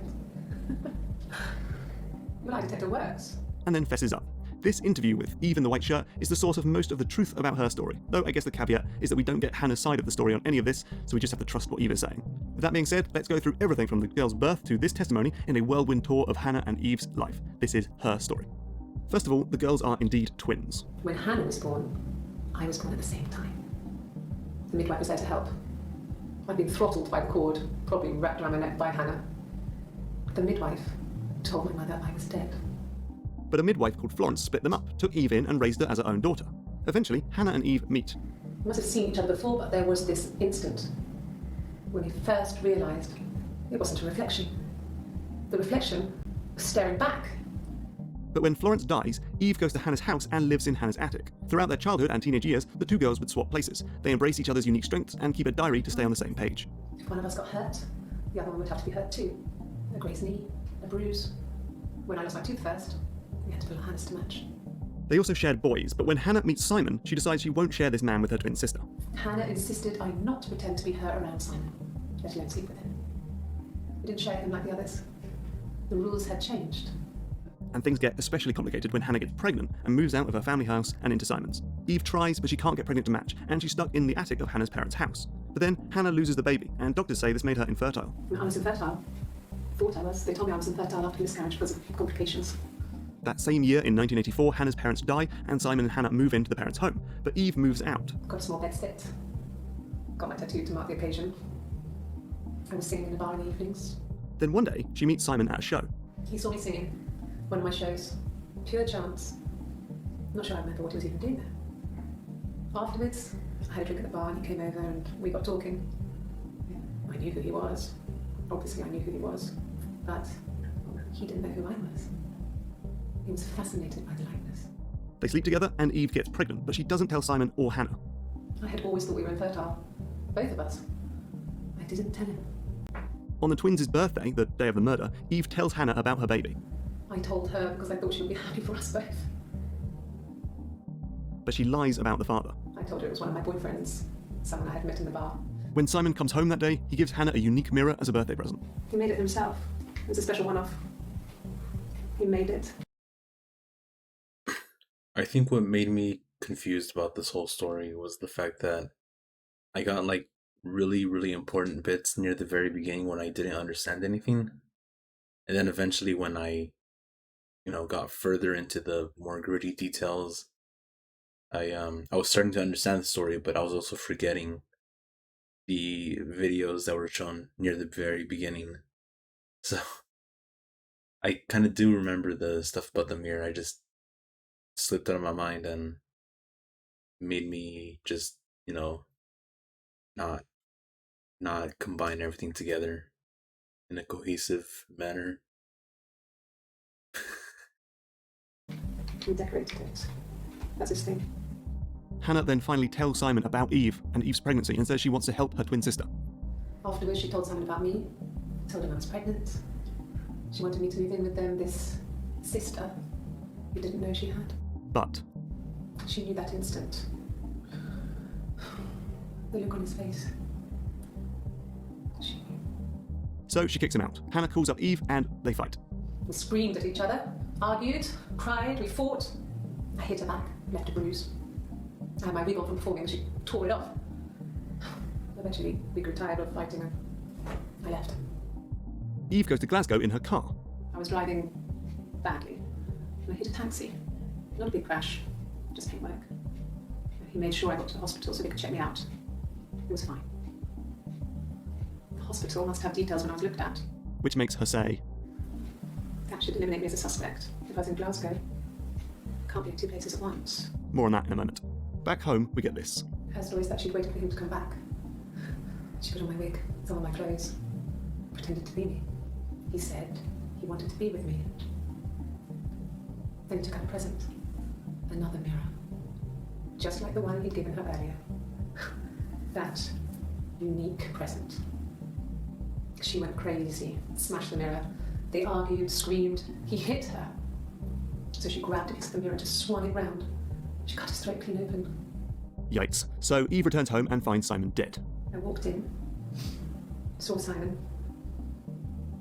He was on the floor of the living room. And Hannah is there, covered in blood. The two hide the body, and then the watch. The watch, that's my touch. They set the time to when Eve is in Glasgow to make the alibi stick. Eve, pretending to be Hannah, then goes to the police, saying Simon is missing. She returns a few days later and says she found the body. I went cold all over. I went down there with a torch and went straight to the back, and that's when I saw the bin bags. Pulled them open, saw the body. But things start to get a bit messy when the police find hairs from Eve's wig. Could the hairs have come from somewhere else? And then the police, like you do, suspect Hannah of being two people. Twins? Really? Finally, Eve confesses all, as you've seen in the clips above. Eve then asks for a lawyer. I'd like to speak to a lawyer now. Asks Hannah of being two people. Twins? Really? Finally, Eve confesses all, as you've seen in the clips above. Eve then asks for a lawyer. I'd like to speak to a lawyer now. Please. You have no murder weapon. You have nothing. And all these stories we've been telling each other. Just that. Stories. And then we get the final word on Hannah. My sister is gone. And she's never coming back. And that's the story, or at least that's what we hear from Eve. Maybe there's more to it. Perhaps Eve and Hannah aren't different after all, and this is just some maniacal plea to get out of jail. Or maybe Eve murdered Simon and is blaming Hannah. That much is up to you to decide. Let us know your theories in the comments below. But thank you for watching, and I hope you enjoyed the game.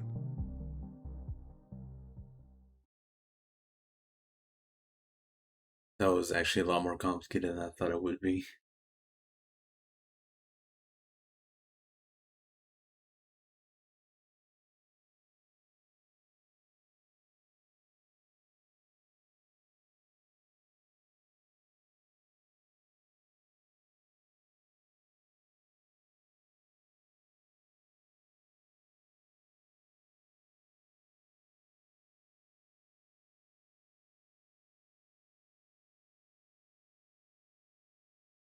I still don't understand everything, but it's making a lot more sense now that I've seen this video. Kind of cool. I was kind of worried that when you first got the text from, I don't know who that was, but they said like, "Oh, do you understand your mother's story?" And I was considering like, if I say yes, will I get the good ending, or if I say no, will I like miss out? But I'm glad I was honest because yeah, I did not understand that ending, and both options just lead to the same conclusion, so it doesn't even matter. But yeah, pretty complicated. To this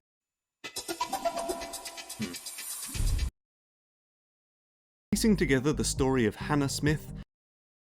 Well, I guess that's the end of the stream. Interesting game.